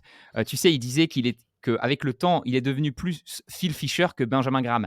Benjamin Graham, c'était vraiment cigar butt investing. Je vais acheter, c'était son mentor à Warren Buffett. Donc il a vraiment commencé comme ça, en mode j'achète des Ouais, boîtes moins chères que ce qu'elles ont sur leur book. Donc aujourd'hui, c'est quasiment impossible de faire ça. Mais si tu poursuis le truc, c'était de dire j'achète des PER clairement. de 3, de 4, des boîtes qui sont vraiment sous-évaluées. Et c'est ce que j'expliquais à Clément la dernière fois, c'est que il a au contact de Charlie Munger, au contact de Phil Fisher, etc. Et en réalisant lui-même ses investissements, il s'est rendu compte que finalement, les meilleurs investissements qu'il a fait, c'était des boîtes. Il aurait pu, alors certes, il les a souvent payés quand même à un prix intéressant, mais en fait, tu regardes que même s'il les avait payés 10 fois plus cher, il raconte notamment Siskandy, il disait qu'il a failli louper le deal parce qu'il disait ah je veux l'avoir, je sais pas, je vais dire une connerie sur le prix, mais en gros, il voulait l'avoir à 600 millions et le mec lui proposait 700 et il disait non, tu vois, je veux pas. Et il dit mais quel débile Incroyable j'étais cette parce qu'en entreprise. fait aujourd'hui la boîte fait 700 millions par an de profit. Donc euh, Mm. j'avoue que moi j'ai maintenant cette idée par rapport à la valorisation. Je t'avoue que je la mets beaucoup moins important dans ma liste parce que j'ai l'impression que plus tu joues sur le long terme, plus c'est la qualité intrinsèque de l'entreprise qui va faire qu'elle va compound et que même si le prix est un peu haut, un peu bas, euh, tu vois, j'ai vraiment la sensation que si la boîte à nouveau a une position monopolistique, elle est vraiment hyper high quality. Et en fait, pour moi, Buffett, tu vois, c'est pas. Alors, on pourrait débattre, mais tu vois, l'achat d'Apple, par exemple, pour moi, c'est pas du value. Alors, tu pourrais dire que c'était value parce qu'à l'époque, justement, Ouais, c'était plus considéré comme un chip maker. Donc là aussi, il y avait une anomalie de marché, c'est-à-dire que les gens voyaient Apple comme juste un fabricant de téléphone, comme on pouvait voir un Nokia. Et Warren Buffett, lui, il a vu d'accord. l'écosystème, il a vu que les gens étaient addicts, et du coup, il s'est positionné dessus, quoi. Mais je pense qu'il se serait Mm. même positionné sur Apple, tu vois, même si Apple était un PER de plus élevé que ça pouvait être à l'époque. Je ne sais pas exactement à quel multiple il l'a acheté, mais tu vois, et c'est son meilleur investissement jusqu'à présent. Si tu regardes Moody's, si tu regardes Coca, c'est aussi beaucoup d'investissements. Il les a pas forcément. Enfin, j'ai l'impression qu'il n'a pas forcément acheté ses meilleurs investissements. C'était pas forcément le prix le plus bas possible. C'était aussi surtout des caractéristiques. Donc, je sais pas si ça fait partie aussi, j'imagine, de ta stratégie. C'est pas que de la value, c'est aussi est-ce que la boîte a de la La qualité qualité. pour pouvoir tenir sur le long terme, parce que c'est peut-être le stress Mais Bah, sur c'est la, vrai, sur la value. Est-ce que justement, j'imagine que les gens avec le small cap, ils doivent se dire, est-ce que c'est pas plus risqué, tu le disais toi-même, d'investir dans des plus petites boîtes qui ouais. ont peut-être moins d'avantages compétitifs et qui sont. Et ben, après, vas-y. en vrai, que ce soit, du coup, moi je suis un peu en spectateur entre vos deux stratégies parce que vous avez vraiment deux stratégies d'action et de sélection d'actions différentes. Mais au final, ce qu'on retrouve un petit peu dans vos deux stratégies, c'est quand même la qualité des actions. Genre en vrai, que tu fasses du small cap value ou du large cap, euh, enfin, je suppose, Joe, que tu vas pas aller chercher la value à tout prix si c'est pour délaisser la qualité de l'entreprise, tu vois. Donc Exactement. au Ouais. final, est-ce que vous n'êtes pas d'accord, mais juste vous sélectionnez pas les mêmes entreprises, tu vois? Je pense Bah, que au final, si ouais. tu classes toutes les actions que vous avez dans le portefeuille avec, je sais pas, 10 critères fondamentaux, avec du coup bah, la rentabilité, les marges, patati patata, comme ce que tu peux faire, Romain, dans la méthode Trident, bah, je suis persuadé que les deux stratégies, au final, vous avez des boîtes de qualité, mais juste sur deux On segments regardera différents, ça tu vois. après, à la fin du Et podcast. On regardera un peu, on fera ouais, une petite comparaison. Ça va être intéressant. Ça va être ouais, intéressant. grave. Vas-y, avec plaisir. Bah, en fait, ouais, je suis totalement d'accord avec toi. Pour moi, alors Coca-Cola, c'était du value parce qu'il a vraiment payé Coca-Cola, mais enfin, c'était vraiment une bouchée de pain même par rapport à l'époque parce qu'il y Il y a avait eu un eu scandale. cette crise. Mais Apple, ouais, voilà, c'est ça. Et Apple, pour moi, effectivement, c'est pas du value. C'est pas du value pur dans la définition, c'est-à-dire acheter une entreprise vraiment sous-évaluée et tout. Et en fait, Warren Buffett, c'est vrai qu'au fur et à mesure du temps, il a redirigé sa stratégie, c'est-à-dire qu'avant, il achetait vraiment une entreprise de qualité beaucoup moins cher et aujourd'hui, il achète une entreprise de très bonne qualité au juste Ouais. prix, entre guillemets. Mais, mais Warren Buffett, il est trop riche, entre guillemets. En fait, il peut plus. il peut pas payer de small cap value, Warren Buffett. Enfin, il a beaucoup exploserait trop d'argent à ouais. placer. Voilà, c'est ça. Et en fait, il est obligé il fait d'ailleurs de moins bonnes performances qu'avant, même si elles sont toujours très bonnes, mais il fait de moins bonnes performances qu'avant parce que justement, il a cette contrainte qu'a Warren Buffett et qu'ont beaucoup de fonds de gestion d'avoir trop d'argent. Et nous, justement, je trouve qu'en tant qu'investisseur particulier, on a beaucoup de chance parce qu'on a, entre guillemets, pas beaucoup d'argent. En tout cas, tant que c'est inférieur à 10 millions, je pense qu'on est large. Et comme on n'a pas beaucoup d'argent, on a la possibilité, pour moi, de trouver à la fois cette entreprise qui est très sous-évaluée et de très bonne qualité. Et moi, je suis comme toi, je préfère privilégier la très bonne qualité, quitte à ce qu'elle soit un peu moins sous-évaluée, même si elle est sous-évaluée à 10%, même si elle n'est pas sous-évaluée, mais qu'elle est vraiment exceptionnelle, pourquoi pas. Mais je trouve qu'on a cette chance, en tant qu'investisseur particulier, d'avoir justement ce champ d'action devant nous. Et on dit souvent, oui, les fonds de gestion actifs sous-performent les fonds de gestion passifs. Ça, c'est un présent de vérité générale. Ils sous-performent pas. Statistiquement, il y a plus de fonds actifs qui sous-performent l'indice, donc pas forcément l'ETF du S&P 500, mais C'est vrai que l'indice effectivement. Mais c'est ça des veut pas dire notions importantes de le préciser parce que beaucoup de ouais, gens, du coup, après, ouais, en effet, confondent. Et puis les fonds, est-ce que faut le par exemple, tu vois, raccourcir. à un moment que je me posais la question, quand ils disent X% de fonds sous-performent, est-ce qu'on prend en compte les frais de gestion dedans, par exemple, du fonds? Parce qu'on sait que la majorité des fonds actifs prennent Oui, 2% oui, de frais. Donc, c'est-à-dire que même s'ils oui, c'est surperforment de ça. 2%, Ben, c'est ça. en fait, ils surperforment pas. Ils sont en Donc dessous, ouais. attention, parce Exactement. qu'en Et tant ben, qu'investisseur c'est individuel, tu n'as exactement pas ça. ces 2% de frais. Donc en soi, si tu. Exactement. Bah, c'est exact. Bah, en fait, justement dans l'académie, j'ai fait un cours entre guillemets. Pourquoi en fait on peut faire mieux que les fonds de gestion actifs. Et le livre de Peter Lynch, et si vous en saviez Ouais. assez pour investir en bourse, il est excellent là-dessus justement, où il dit qu'en fait les fonds de gestion actifs, en gros, en tant qu'investisseur particulier, on peut faire mieux. Ça ne veut pas dire qu'on va faire mieux, mais en tout cas, on peut faire mieux. Il ne faut pas se baser sur ça pour se rajouter une croyance limitante. Et je sais plus ce que je voulais te dire par rapport à. Et donc ouais, moi je suis totalement d'accord avec toi. Pour moi, les critères d'analyse. Moi, ce que je dis, c'est que ça ne sert à rien de regarder si elle est sous-évaluée, si l'entreprise est pourrie. Je peux acheter une entreprise à 80% de marge de sécurité, donc 80% moins cher, mais si elle est pourrie, ça sert à rien. Donc, en fait, dans notre méthode, d'abord, on Ouais. regarde la qualité et ensuite, on regarde, en gros, on regarde les critères de valorisation et là, on prend une décision. En fait, même si tu veux pousser le truc, en gros, nous, ce qu'on fait, c'est qu'on note l'entreprise, c'est-à-dire qu'on donne une note de risque de l'entreprise et cette note de risque, je la multiplie par 4 pour mesurer la marge de sécurité idéale. Par exemple, si le risque est à, je sais pas, 10, il faudrait idéalement 40% de marge de Ok. sécurité, donc en gros de sous-évaluation pour être bien. Tu vois, c'est typiquement un truc C'est qu'on marrant fait. parce que c'est exactement, j'avais exactement La la même même chose que chose, j'avais c'est ouf. avant Ah dans ouais? l'ancien portefeuille Ouais. Trident 1.0. En fait, en Incroyable. fonction de la qualité des entreprises, donc quand j'estimais, alors moi, la qualité, elle était vraiment basée intrinsèquement. Si je disais, OK, là, il y a plusieurs gros risques majeurs, je vais lui donner par exemple une étoile. S'il y a un seul risque majeur, je donnais 2 étoiles. Et s'il y avait 0 risque majeur, je donnais 3 étoiles. Et en fait, mon pourcentage de sécurité était basé sur ça, en me disant, si c'est une entreprise 3 étoiles, je vais mettre 5% de réduction. Si c'est 2 étoiles, c'est 10%. Si c'est une étoile, c'est voilà. Ah Donc bah c'était voilà, vraiment bah, ça. Et tu vois, ce qui m'a fait évoluer, moi, dans ma stratégie, c'est de me dire, mais après, je crois que c'est aussi comment tu veux bien dormir la nuit, à quel point. En fait, je me suis dit, euh, mmh.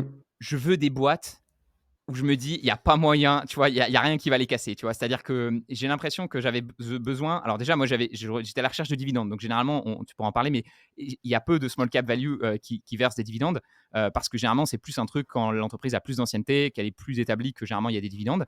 Alors j'imagine qu'il y a quand même des small cap qui peuvent verser des dividendes, mais il y en a sûrement moins. Et moi, j'aimais bien le truc, en effet, un truc monopolistique, quoi, tu vois. Aujourd'hui, moi, je suis sur les monopoles. Et je trouve, il y avait un mec qui disait, c'est très vrai, Warren Buffett, tu sais, il est très bon en termes de communication. Il va dire, oui, je cherche des boîtes avec des grandes douves, un peu le château. Tu sais, c'est sympa quand tu l'entends comme ça. Mais en réalité, quand tu analyses les boîtes qu'il achète, c'est des putains de monopoles. C'est-à-dire que Moody's, par exemple, c'est littéralement, ils sont deux sur la notation financière, ou trois, allez, si tu rajoutes Fitch avec S&P, c'est un monopole. Coca, Ouais, le seul qui. Il y a ouais, ouais. Pepsi, c'est monopole. Apple, c'est un monopole à lui-même, tu vois. Donc j'ai l'impression que c'est aussi beaucoup cette approche Mmh. qu'il a et que j'aime bien cet aspect de se dire, voilà, j'achète des boîtes et je sais pas si justement, et c'était ma question ensuite, est-ce que tu arrives à analyser quand même les small caps du fait que justement elles sont présentes sur un plus petit secteur, potentiellement des secteurs peut-être plus concurrentiels. Tu parlais aussi de la diversification sectorielle. Tu vois, tu donnais cet exemple de l'entreprise tech en Chine et du pétrole aux États-Unis. Est-ce que justement, parce que moi, c'est peut-être un peu le souci que j'aurais avec ça, c'est est-ce que ça rentre quand même dans ton cercle de compétences? Est-ce que tu arrives à analyser des business aussi différents? dans le sens où la tech chinoise, tu vois, il va y avoir des spécificités que tu n'auras pas du tout justement sur l'entreprise de pétrole américaine. Bah justement, qui disait ça? C'était un gérant de fonds de gestion qui disait ça, qui disait, en fait, il investissait dans des small caps parce que justement, il n'était pas capable d'analyser des large caps. En fait, les large caps, elles sont devenues tellement grosses qu'on peut plus les comprendre. Et alors qu'une small cap, en général, je pense à Yeti typiquement, tu vois, une small cap qui vend des glacières. Bon, elles vendent des glacières, quoi, tu vois. Aujourd'hui, c'est plus une small cap, c'est une mid, je crois. Mais globalement, c'est ça, tu vois. En gros, elles vendent des glacières. Bon, qu'elles soient suédoises, françaises, chinoises, globalement, tu sais, tu comprends le business model, quoi, tu vois. Et alors qu'une large cap, ça commence à devenir, enfin, il y a carrément des jeux de pouvoir. Quand on est par exemple une GAFAM, il y a des contraintes réglementaires en Europe parce qu'en fait, elles commencent à prendre beaucoup trop d'ampleur et donc il y a des contraintes qui arrivent. Comment elles vont réagir face à ça? Donc il y a plein de petites subtilités comme ça, enfin, grosses subtilités pour moi qui sont difficiles. Et je trouve que en fait, la force des large caps, c'est d'être OK avec le fait d'un peu moins pousser l'analyse parce qu'on se dit, bon, on sait que enfin, je trouve, hein, on sait que de toute façon, c'est solide. C'est-à-dire qu'Apple, moi, si Apple demain, le prix est divisé par deux, j'achète Apple, hein, sans problème, tu vois. Mais alors, je mets beaucoup d'argent même dans Apple parce que, bon, voilà, l'entreprise, je suis très confiant, je sais que, voilà, elle sera solide. Je vais globalement regarder, je suis un peu, voilà, la trésorerie, moi, elle m'inquiète, mais bon, c'est à part ça, tu vois, je vais regarder deux, trois petits trucs et je suis OK, tu vois, avec ça. Une small cap, c'est sûr qu'il faut quand même un peu plus pousser le truc parce qu'on se dit, bon, c'est pas une entreprise qui est établie, et encore que les entreprises établies comme Yahoo, par exemple, peuvent s'effondrer du jour au lendemain. Mais, effectivement, il y a ce truc-là. Et donc, pour répondre à ta question, en fait, on cherche vraiment les business les plus simples possibles Ouais. Parce que moi, voilà, il y a des trucs Parce que où, dès où qu'il y a j'ai pas plusieurs segments, de. ça va être Enfin, compliqué à j'ai clairement analyser. pas les Et je compétences. suis d'accord Ouais. avec toi. C'est vrai que les large caps ont Typique. souvent des fois plusieurs segments, même si moi j'ai aussi cette recherche de me dire et j'ai essayé de prendre une large cap qui a vraiment un segment en particulier parce que plus il y en a et plus ça peut être compliqué d'analyser. Mais Ouais. je n'étais pas forcément d'accord. Enfin, tu vois, je l'ai écouté la même interview de justement je crois que Ah, c'était c'était Ouais, avec je avec l'ai Mathieu écouté qui Mathieu. avait aussi, interviewé moi. un Oui, gestionnaire oui, c'est de ça. TEF, C'était voilà, de William small Higgins, cap. ouais, c'est ça. Merci, Il oui. parlait. Ouais, Alors, c'est ça. je suis d'accord et en même temps, je suis pas d'accord. C'est-à-dire, je suis d'accord sur le fait qu'en effet, bah, du coup, la small cap, elle fait qu'un seul truc, donc ça peut être facile d'analyser. Et en même temps, il peut y avoir plus de manipulation de marché. Tu peux ne pas forcément connaître, tu vois, si la boîte, elle peut vendre des glacières justement au Costa Rica. Tu vois, ça peut parfois être plus compliqué d'avoir les données justement de qu'est-ce qui se passe au Costa Rica, alors que les large cap, les données sont un peu plus connues. Et donc pour moi, la large cap, elle peut être assez facile à utiliser parce que souvent aussi, tu peux être toi-même consommateur. Tu parlais d'Apple, tu vois, justement, le fait que tu sois consommateur, le fait que tu connaisses les produits, je pense que ça te rassure vachement et tu te dis, ok, je vois pas comment ça peut disparaître. Alors qu'en effet, moi j'aurais un peu plus peur sur les small caps et j'imagine que du coup justement on l'a vu, tu juges ton investissement en fonction de ce niveau de risque que tu établis. Moi j'aurais un peu plus peur Ouais. de devoir être plus actif, en fait, de me tenir au courant des évolutions des compétiteurs, etc. Parce que c'est plus petit et on le sait, ben, une boîte qui est plus petite, il y a quand même plus de chances Ouais, qu'elle se mais fasse un peu rattraper, tu vois, non? bah, en fait, je me dis, il y a des small caps, par exemple, qui sont centenaires, tu vois? Ouais, aujourd'hui Ok. centenaires. Et donc, le small cap, c'est pas forcément Opium, une entreprise moisie, hein, désolé de le dire, mais en gros, c'est pas forcément des trucs genre Opium ou Life ou des trucs comme ça, tu vois? Avec des noms très jolis et voilà, très tech et cetera. Ça peut simplement être une entreprise qui est établie, qui avance, tranquillement et qui est de plus en plus connue et tu peux d'ailleurs même être consommateur toi-même, d'une entreprise. Mais je trouve le danger derrière derrière le produit qu'on consomme, c'est par exemple Coca-Cola.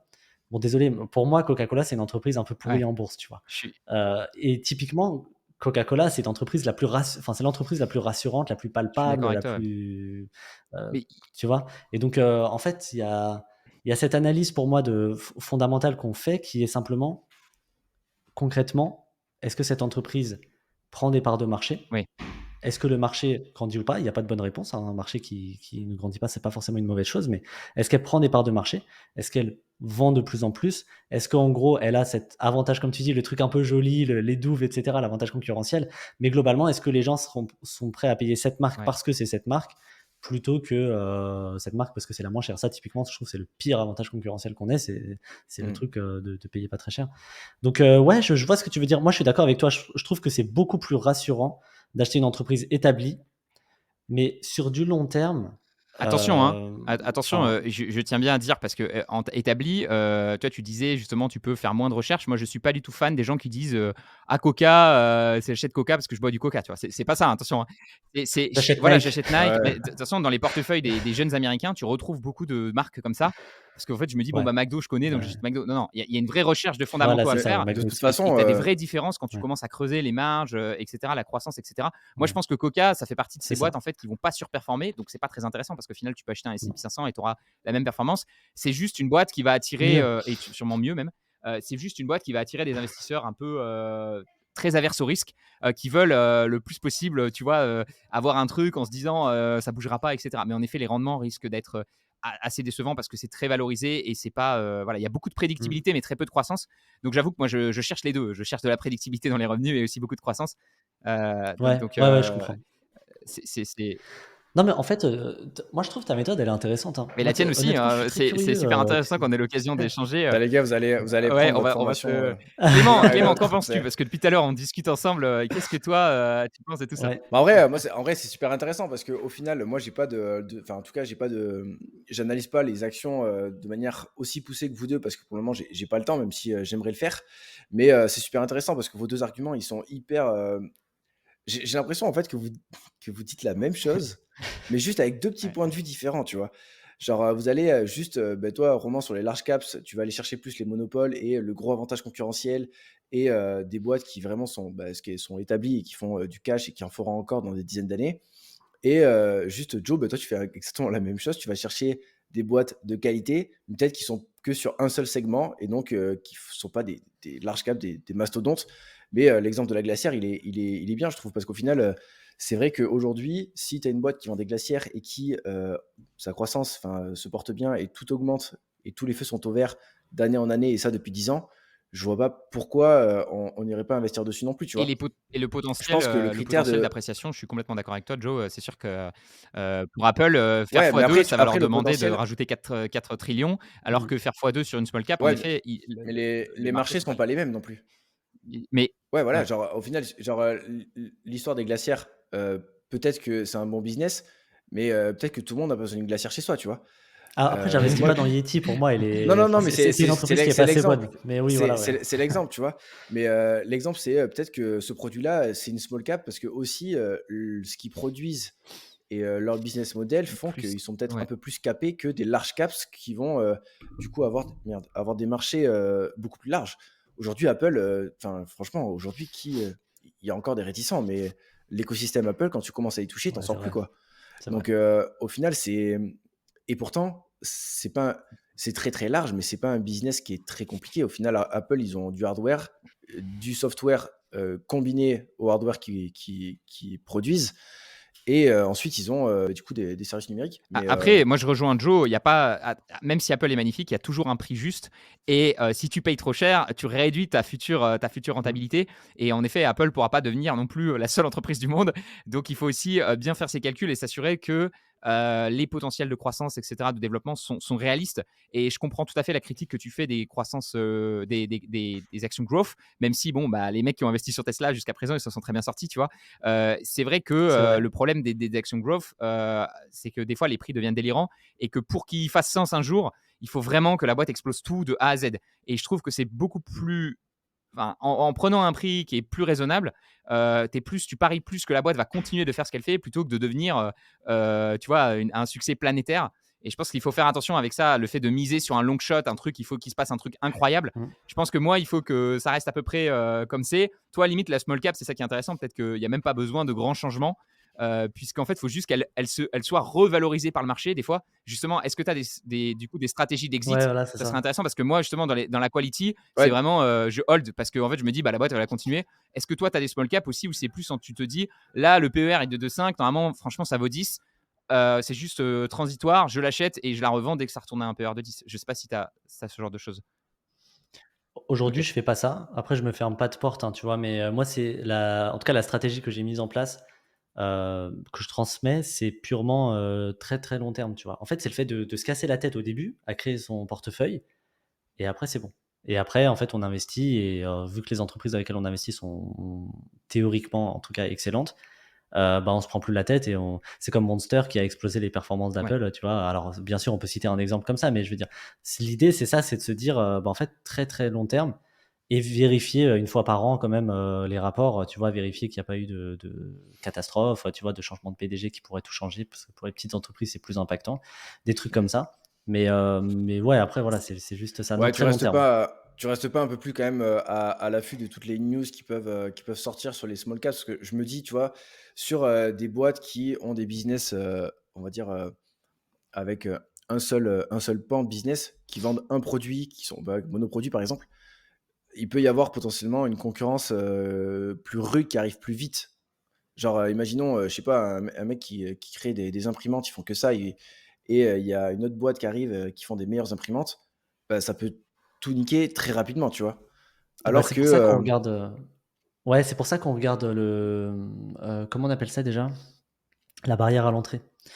En fait, à partir du moment où tu as une barrière à l'entrée, la seule boîte qui peut venir pour concurrencer, c'est une boîte qui va venir pour racheter. Ça c'est un point intéressant que tu fais bien de souligner sur les small caps, parce que je vois beaucoup de small caps aussi qui, potentiellement, elles avaient un concurrent, mais elles se font racheter par le plus gros concurrent au lieu Elles se font racheter. donc Voilà. mais tu vois, je pense que c'est ça qui est compliqué avec une small cap, c'est toujours te dire, est-ce que est-ce qu'elle va être rachetée ou est-ce qu'elle va se faire écraser? Parce qu'il y a 2 choix, tu vois? En fait, tu as toujours 2 choix. Soit tu rachètes, soit tu te dis: «Bah, en fait, on va proposer le même produit qu'eux». Je pense par exemple à Canva, pour citer un exemple concret. Canva, donc startup incroyable que moi perso j'utilise aussi. Je crois Mmh. qu'ils Ah ils ont bah, commencé à être, ils ont commencé à être cotés, je sais plus où ils en sont, mais je sais que Microsoft a lancé, tu vois, un copycat de Canva. Parce ouais, que justement, ils j'ai se vu, sont ouais. dit, ils auraient pu essayer de les racheter, mais ils se sont dit: «Bah, plutôt on va essayer de copier les fonctionnalités». Et au contraire, pour donner un autre exemple, Adobe a par exemple baissé les bras par rapport à Figma. Je sais pas si vous avez vu le deal avec Figma, mais en gros, Figma ouais. commençait à leur faire de l'ombre et ils ont dit: «Bon, mais c'est pas grave, on sort le chéquier». Et je crois que le prix, mais c'est du délire, alors que c'est une boîte qui est très récente, quoi. Donc, ouais, 20 milliards pour Mais on va voir Figma. pour Microsoft, hein. Moi, honnêtement, je suis très, très, confiant, hein, vis-à-vis de Canva, hein. Je pense aussi que c'est très fort. Et Microsoft, de toute façon, de manière générale, je pense que en fait, ils vont pouvoir battre Canva, à mon avis, pour les grandes sociétés. Parce qu'en fait, ce qui est compliqué, et c'est la force de Microsoft, c'est qu'en Oui, fait, voilà, pour une c'est ça. grande société, comment tu vas justifier à ton patron qu'il faut payer, en plus, je sais pas combien d'utilisateurs sur Canva, voilà, ça va te coûter encore à la société 4 000 $ par an, Mmh. alors qu'en fait, Microsoft propose exactement la même chose et tu as déjà le pack Microsoft parce que tu as déjà Office et tout. Donc pour moi, c'est un des avantages compétitifs de Voilà. Microsoft, Ouais. en fait, pour les grandes sociétés qui ont tout chez Microsoft. En fait, c'est un peu comme Amazon, ils te package le tout. Là, je parlais avec Sven il y a pas longtemps, il m'a dit qu'il était passé sur YouTube Music, qu'il a quitté Spotify. Pourquoi? Bah, pour la simple raison que ça lui permet d'économiser, tu vois. En se disant, bah en fait, YouTube, je paye déjà YouTube Premium, donc en fait, je vais avoir YouTube Music et j'ai pas besoin de payer Spotify qui ne fait que la musique et qui fait pas les vidéos, tu vois. Donc, des fois, Ouais, Surtout j'avoue. que enfin, du coup, c'est un peu l'avantage des large caps, tu vois. C'est ouais. qu'ils ont aussi beaucoup d'argent et beaucoup de possibilités de se développer là-dessus. Et quand tu regardes, par exemple, Microsoft, avec Teams, ils ont dégommé Skype, hein. Skype, il y a 5 ans, Puis 10 ils ont ans, tout le dégommé monde Zoom utilisait ça. surtout. Ils ont, Aujourd'hui, enfin, pour moi, ouais, mais tout le monde. Teams. Mais c'est vraiment la force des large caps aussi, tu vois. C'est qu'ils ont tellement de fric et tellement de possibilités de développement et de R&D, etc., Après, quand tu te fais racheter, c'est cool. qu'ils Tu arrivent sais à que aller. nous, on a eu un rachat. Je sais pas si du coup, est-ce que tu peux partager, Joe, les rachats que tu as pu avoir, peut-être potentiellement, tu en as eu en portefeuille. On a eu Activision Blizzard. En plus, c'était pas du tout une small cap, tu vois. Mais en fait, il y a eu un scandale. D'ailleurs, c'est marrant parce que c'était sur mon ancienne stratégie où justement, j'étais un peu plus value et j'ai vu le scandale sur l'harcèlement sexuel par rapport à Activision Blizzard. Il y avait eu des soucis dans l'entreprise et l'action a chuté de 30 ou 40%. J'ai dit, oh, en vrai, c'est une bonne boîte qui fait des jeux vidéo. En plus, moi-même, j'ai beaucoup joué, donc je me suis dit, OK, il y a un truc intéressant. On l'a acheté et tu sais, il y a Microsoft qui est en cours pour la racheter. C'est même pas sûr d'ailleurs que le deal finalement Ouais. s'accomplisse, mais c'est vrai, c'est agréable quand Aboutissent, tu ouais. achètes l'action à 50 $ et que tu reçois une offre à 90, tu te dis, bon, bah, c'est quand même sympa. Tu vois, j'ai fait du rendement assez rapidement. Ça vaut peut-être le coup, Est-ce ouais. que ça t'est arrivé, toi Ouais, mais c'est ouais, ouais, non, aucun rachat. Bah, après le portefeuille est très jeune, hein, de ce qu'on a mis en place. Mais ouais, ouais, aucun rachat. Par contre, tu une des en fait, les rachats, c'est en général, hein, c'est quand même, souvent sur les sociétés qui grossissent vite, sociétés de croissance, parce que je pense surtout en private equity et tout. Mais ouais, ouais, ça putain, ça doit être incroyable.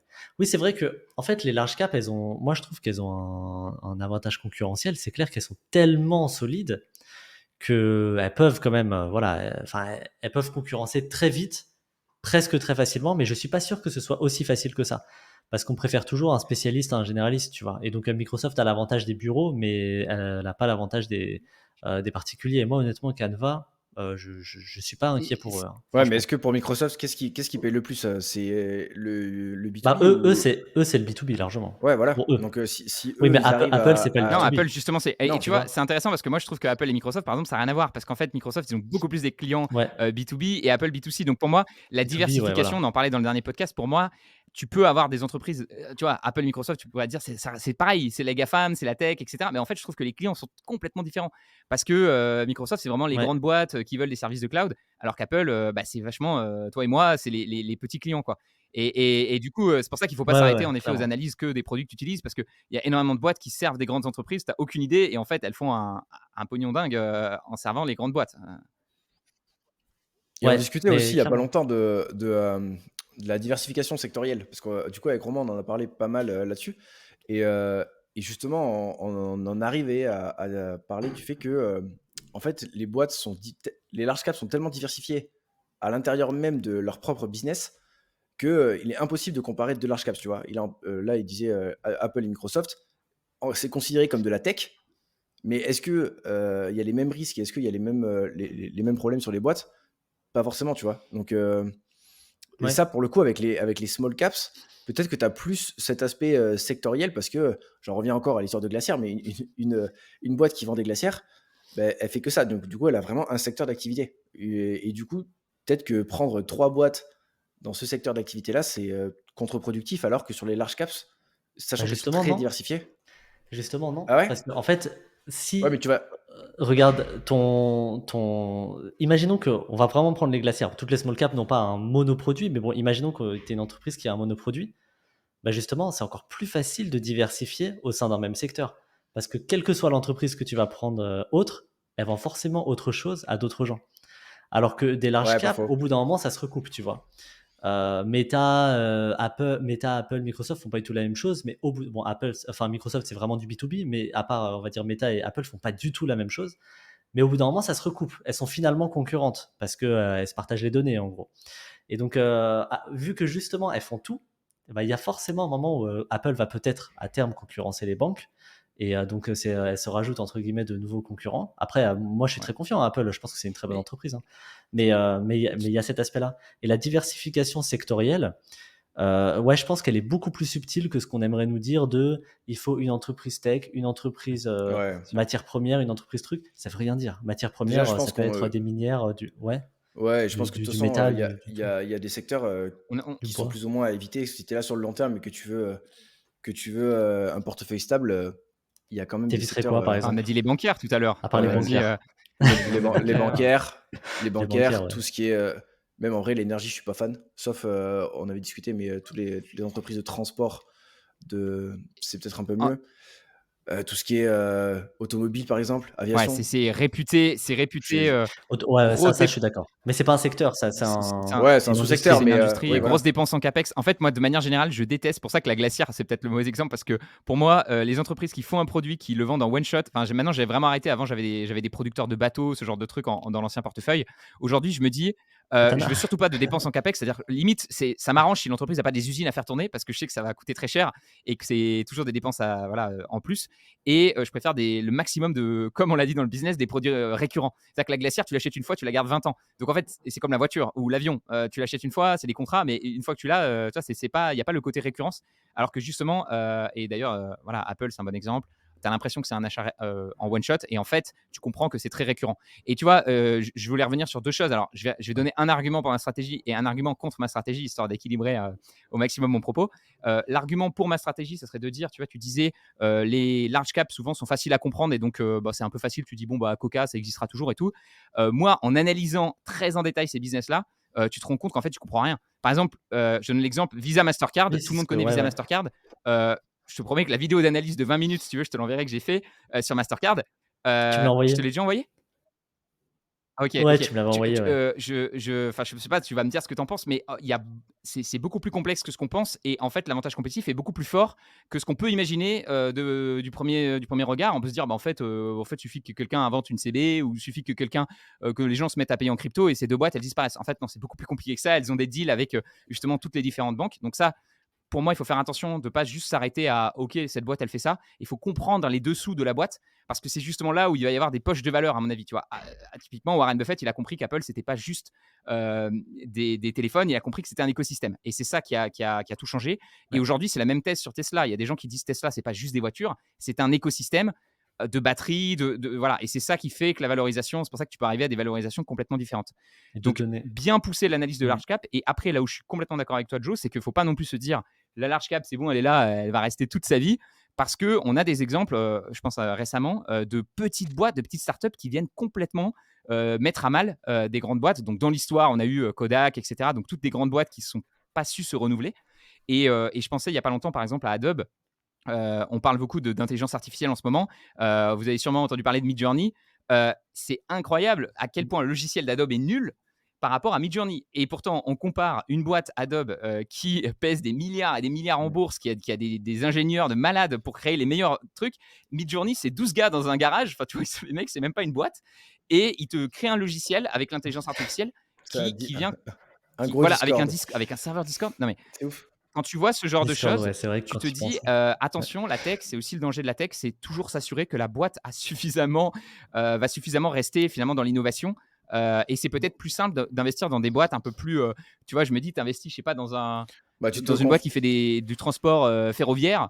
Bon, tu vois, c'est pas l'intelligence artificielle qui va changer le transport ferroviaire, alors que sur des boîtes comme.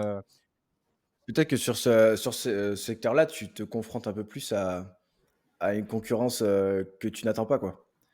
Genre, par exemple, pour Adobe, là, enfin, Midjourney va venir un peu les secouer sur ce segment-là, mais en gros, on avait déjà parlé, mais par exemple, Kodak qui se fait éclater, ou Nokia qui se fait éclater par les smartphones, c'est que les mecs ils sont arrivés avec une technologie bien supérieure et ils ont tout raflé, tu vois, on parle d'Apple. Mais je pense que dans certains secteurs, tu es plus à même d'avoir ce type de Ouais. concurrence-là, de concurrence disruptive qui vont vraiment changer le marché et qui vont attirer tous les utilisateurs à eux, que dans d'autres secteurs. Par exemple, Mm.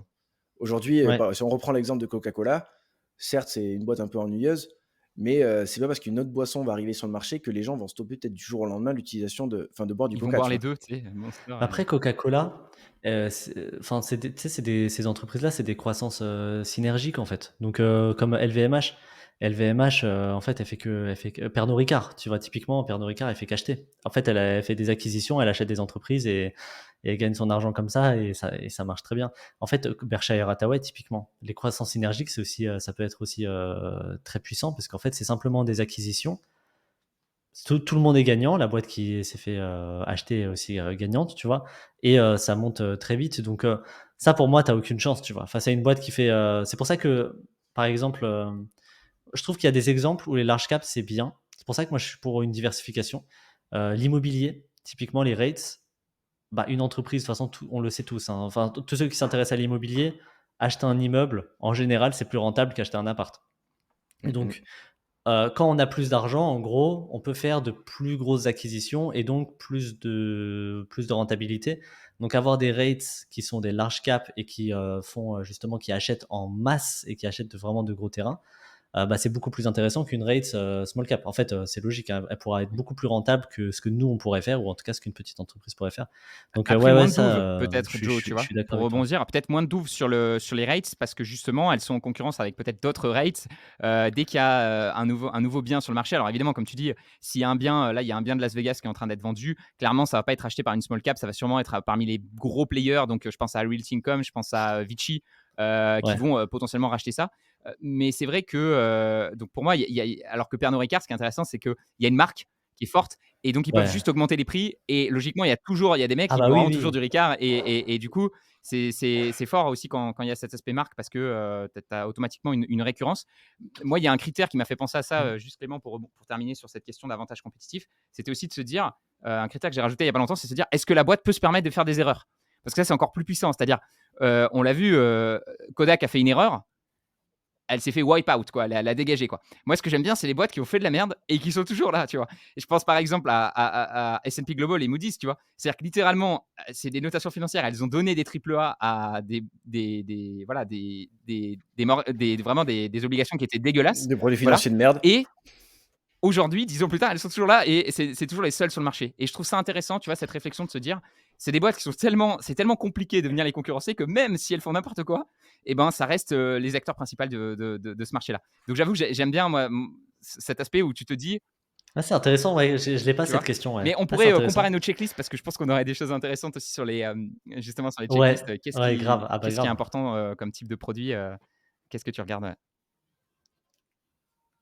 De Ah ouf. ouais, ah, franchement grave. Celle-là, c'est intéressant. Bon, bah 1h20 comme d'hab, on avait dit 50 minutes, Ouais, bon, on a un on peu a fait plus dépassé long. léger. Heu, Intéressant, vraiment de comparer justement les small caps et moi, Joe, je vais vraiment regarder, je suis très intéressé, de voir, si tu peux nous montrer un peu de choses je Avec prendrai sûrement plaisir. une petite formation chez Boursogram parce que c'est vrai que moi, c'est pas un segment de marché que je me suis intéressé. Je pense aussi, je sais pas ce que tu en penses, mais au final, le focus, aussi, tu vois, dans les stratégies, ben, des fois, c'est aussi tu creuses pas non plus toutes les stratégies parce qu'à un moment, si tu veux être bon dans une stratégie, Tu peux pas, hein. il faut être bon dessus, quoi et les critères, Il y en a Valo, trop. Ouais. quality, growth sont pas forcément les mêmes, donc des fois, ça peut être compliqué de Bah, je trouve que ouais, après, je trouve qu'au bout d'un moment, ça se ouais, recoupe il y a quand des même, choses tu que tu vois? retrouves. Moi, j'aimais bien, j'ai pas ta formation, Clément, encore. Et roman, je l'ai pas non plus, donc ça, avec la vidéo tout à l'heure, tu me disais, je te dirai ce que j'en pense, mais elle était excellente, hein. De toute façon, je t'avais fait un retour là-dessus, elle était excellente sur, justement toute l'analyse que tu avais faite et tout par rapport à ça. Mais ouais, moi j'aime bien aussi regarder vraiment avoir des avis de gens qui font l'opposé presque. Tu vois, là vous encore, vous n'êtes pas du tout hostile, mais c'est vrai qu'aujourd'hui, vu qu'on parle de plus en plus de small cap value, il y a des gens, beaucoup de formateurs notamment, qui sont hostiles carrément. Et moi j'aime bien avoir des avis parce que du coup, enfin, c'est le mieux, je trouve, pour se remettre en question et se Ouais, c'est dire, là où ok, d'accord. c'est là où tu apprends le plus, hein. Je trouve, ouais. Si tu es tout le temps d'accord avec ce que le mec en face, te dit, tu pas grand-chose. Enfin, c'est des choses que tu sais Ouais, déjà, tu vois? Donc, c'est en se confrontant à ce genre de personnes que tu apprends beaucoup. Mais, tu vois, j'ai un peu du mal moi avec, cette hostilité et on en parlait du coup dans le premier ouais. podcast par rapport à justement, le fait de choisir une stratégie et même au début de ce podcast. Mais, c'est j'ai vraiment du mal, tu vois, avec il y a que ça de bien. Et Mm. après ce qui est cool dans nos discussions là, c'est que je pense que chacun a sa stratégie, ses convictions et pense que, du coup, bah, va faire mieux que le marché parce que c'est l'objectif quand tu choisis tes actions avec sa stratégie. Mais c'est pas pour autant qu'on est en train de dire que les autres stratégies ne Et peuvent pas le faire et et ça, c'est trop bien, tu vois? Ça, c'est vraiment ce que j'essaie de passer comme message, c'est que, il y a pas une solution, il y en a plein, et tu vois? c'est malheureusement ce que les gens ressentent, Alors, ouais, excuse-moi vas-y. Joe, c'est vraiment ce que les gens ressentent, peuvent ressentir des fois, moi je sais que j'ai tendance à tu vois? Et je rentre direct dans les arguments, je sors des trucs et il faut vraiment pas je pense qu'il faut vraiment pas que les gens se disent, «Ah ouais, Roman il est sur la défensive» ou quoi que ce soit. En fait, c'est plus que je me dis: «Ah il faut que je sors mes convictions pour affronter les convictions de l'autre personne» et qu'on arrive à la fin avec un truc intéressant. Ouais, Parce qu'en effet, si je suis trop, raisonné, que je dis pas vraiment, ce que moi je pense, du fond de ma pensée, tu vois? De pourquoi j'ai pas choisi cette stratégie-là parce qu'elle me correspondait pas, bah, évidemment, on n'arrive pas à une discussion intéressante. Donc là, je pense que Joe, c'était cool parce on est un peu plus confronté, on est tout de Ouais, suite grave. rentré sur les détails, et les spécificités et ça permet mm. à l'autre personne de mieux te répondre, quoi. Ouais, c'est ça. Hop, le tout. Et j'aimerais bien rebondir sur ce que tu dis, Clément. En fait, ouais, il y a de bonnes stratégies pour tout le monde, mais je mettrais quand même une petite nuance. Mais bon, je pense qu'on sera tous d'accord, hein, mais euh, je pense quand même que, euh, que le fondamental, en fait, c'est acheter une action de bonne qualité. Mmh. Et malheureusement, De ouf. quelle que soit la stratégie, donc parfois on va entendre parler de small cap value, parfois on va entendre parler d'actions à dividendes, parfois on va entendre parler d'actions de croissance, etc. Et bah il y a quand même de bons critères et de mauvais critères, tu vois. Je pense qu'au bout d'un moment, tu vois, il faut être honnête avec ça.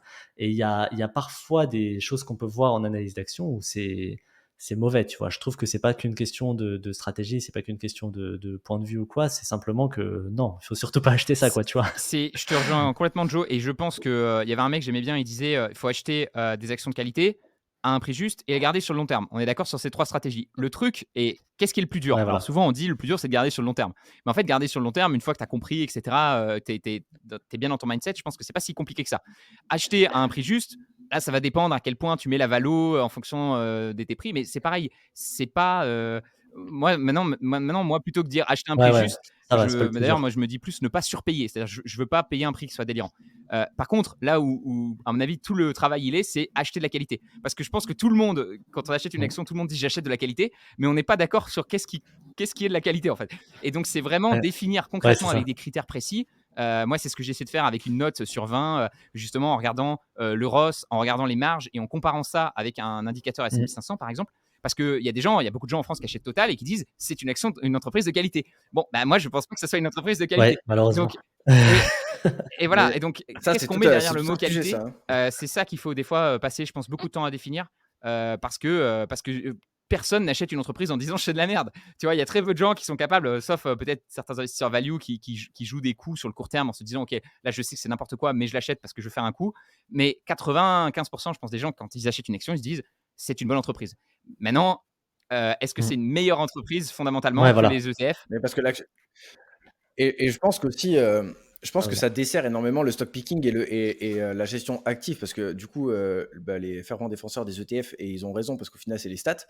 Il y a énormément de personnes qui font de la gestion active qui sous-performent. Mais Il n'y parce a pas de que procédé, ouais. il n'y a pas ces filtres de qualité, tu vois. À un moment donné, ouais, voilà, il n'y a pas de procédé. Quand tu veux investir, et on parle quand même d'argent, donc au bout d'un moment, quand tu vas investir, je sais pas moi, 50, 100 000 euros en Merci. bourse, tu te dois, mais c'est un Merci. devoir d'aller sur des boîtes de Mmh. qualité. Genre, tu peux pas te permettre d'y aller à tâtons et dire, ah, ben, cette boîte, elle est sympa, je la connais, elle fait du pétrole, c'est Total, elle verse 6% de dividendes et je suis content, ce jour-là, quand elle me le verse. Genre, en vrai, au final, les boîtes de très très bonne qualité, que ce soit je pense que si tu fais un gros screener de toutes les boîtes mondiales, ça doit se compter, en vrai, si tu en as en dessous d'une centaine, d'excellente qualité, de celles que tu as vraiment envie d'avoir dans le Non, puis portefeuille, t'as il y pas en a besoin pas d'en non avoir plus à beaucoup de toute tous les façon, coins de puisque rue. l'idée c'est de te concentrer sur ta stratégie stock Ouais. picking. Tu peux tout à fait faire 50% d'ETF pour te dire voilà, je suis un peu le marché. Et après, sur la stratégie de stock picking, vraiment te dire ok, c'est quoi les 10 meilleures boîtes en termes de qualité que je peux trouver dans le monde. Il y en a peut-être certaines qui vont sortir de ton domaine parce qu'elles sont peut-être vraiment surévaluées. Mais dans ce cas-là, tu les follow aussi pour voir si jamais il y a des baisses de prix et des moments intéressants. Mais de manière générale, tu essaies de constituer ton portefeuille en fonction de tes 10 convictions, les 10 boîtes pour toi qui ont vraiment des fondamentaux. Et c'est vrai que malheureusement, je pense que, mais à nouveau, c'est parce que nous, on y consacre beaucoup de temps. Moi, voilà, ça fait 7 ans que je fais ça. C'est sûr que tu m'aurais demandé au bout de 2 ans, de 3 ans même, qu'est-ce que une bonne boîte.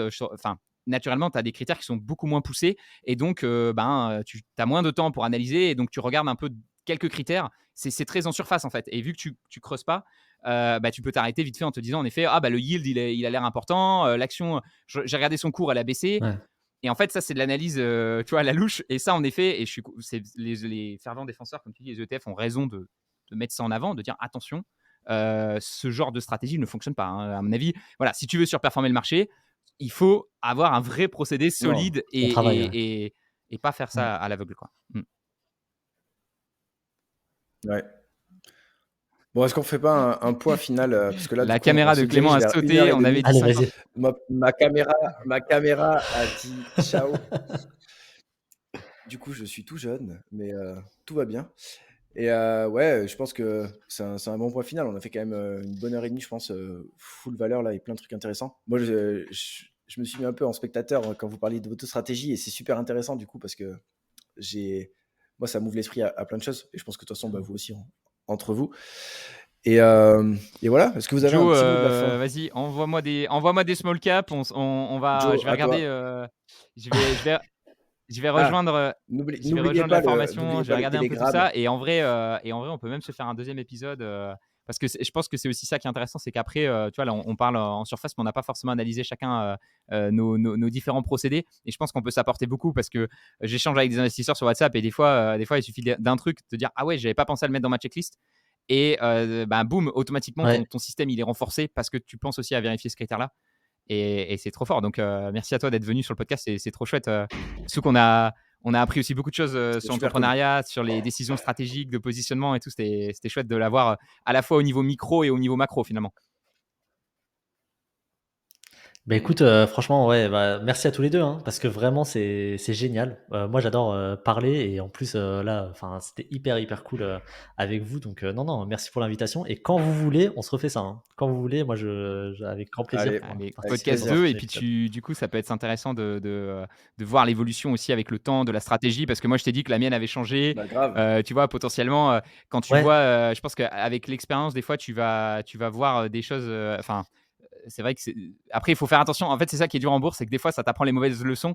Je sais pas si par exemple, tu investis sur la tech en 2022 et que ça chute, tu pourrais dire, ah, c'est ta première année en bourse, tu te dis en fait, la tech, c'est de la merde, alors que peut-être que tu as pris la mauvaise année. exactement, ouais. Et en même temps, des fois, tu apprends des leçons. C'est pour ça que j'aime bien regarder les parcours des investisseurs. La dernière fois, je parlais à Clément de Benjamin Graham. Je trouvais que ça avait été parlant justement sur cette value, tu sais, quality et value. Et il disait que finalement, il avait gagné beaucoup d'argent avec Geico, qui était une entreprise de qualité, plutôt qu'avec ses entreprises value. Ça avait représenté 50% de ses gains, Geico. Donc je trouvais ça intéressant de se dire aussi, j'aime bien cet aspect, on analyse les portefeuilles d'investisseurs qui le font depuis plus longtemps que nous et on se dit quelles ont été les actions qui leur ont potentiellement permis de surperformer. Mais oui, moi Ça j'adore peut ça, être ouais. super chouette aussi. Ouais. Parce qu'on Ah bah, franchement on est avec encore avec jeune plaisir, ouais. dans nos Ouais, on se investissements. revoit Quoi. ça. Mmh. Ouais, on aura le temps de refaire des épisodes et on aura le temps de. De toute façon, on l'a déjà dit plusieurs fois, on est là pour le long terme, Yes, donc on aura le temps de voir l'évolution Ouais, de tout ça, clairement, hein. au plaisir de te réinviter et clairement. de rediscuter de ces sujets-là. Très très cool. Et bah, écoute, vraiment De ouf. avec plaisir et on se dit à Allez, très à vite. très vite pour l'épisode 2. Ciao À les très amis, très on se vite. retrouve en septembre pour la Ciao! rentrée. Ciao tout le monde. Ouais, ah oui, parce qu'on l'a pas précisé, mais du coup, on Petite, part en vacances, donc petite coupure. on revient à la rentrée. Ça va faire du bien. Moi, je vais en Thaïlande. Je sais pas, Clem, où tu vas. À tout le monde. Moi, je vais à Cabreton, c'est beaucoup moins stylé, Et mais Joe, c'est quand un même peu de cool. vacances ou pas? Ou avec le bébé, ça bouge un peu moins, non? Non, en vrai, on va ouais, si, on va en Ah, Normandie. c'est tranquille la Normandie On va voir la l'été. C'est un famille. peu frais et tout. On reste chez les Voilà, c'est Franchouillards. ça. Allez, bah, profitez bien des vacances. À la rentrée. Ciao, Allez, ciao. à plus tout le À monde. plus. Ciao.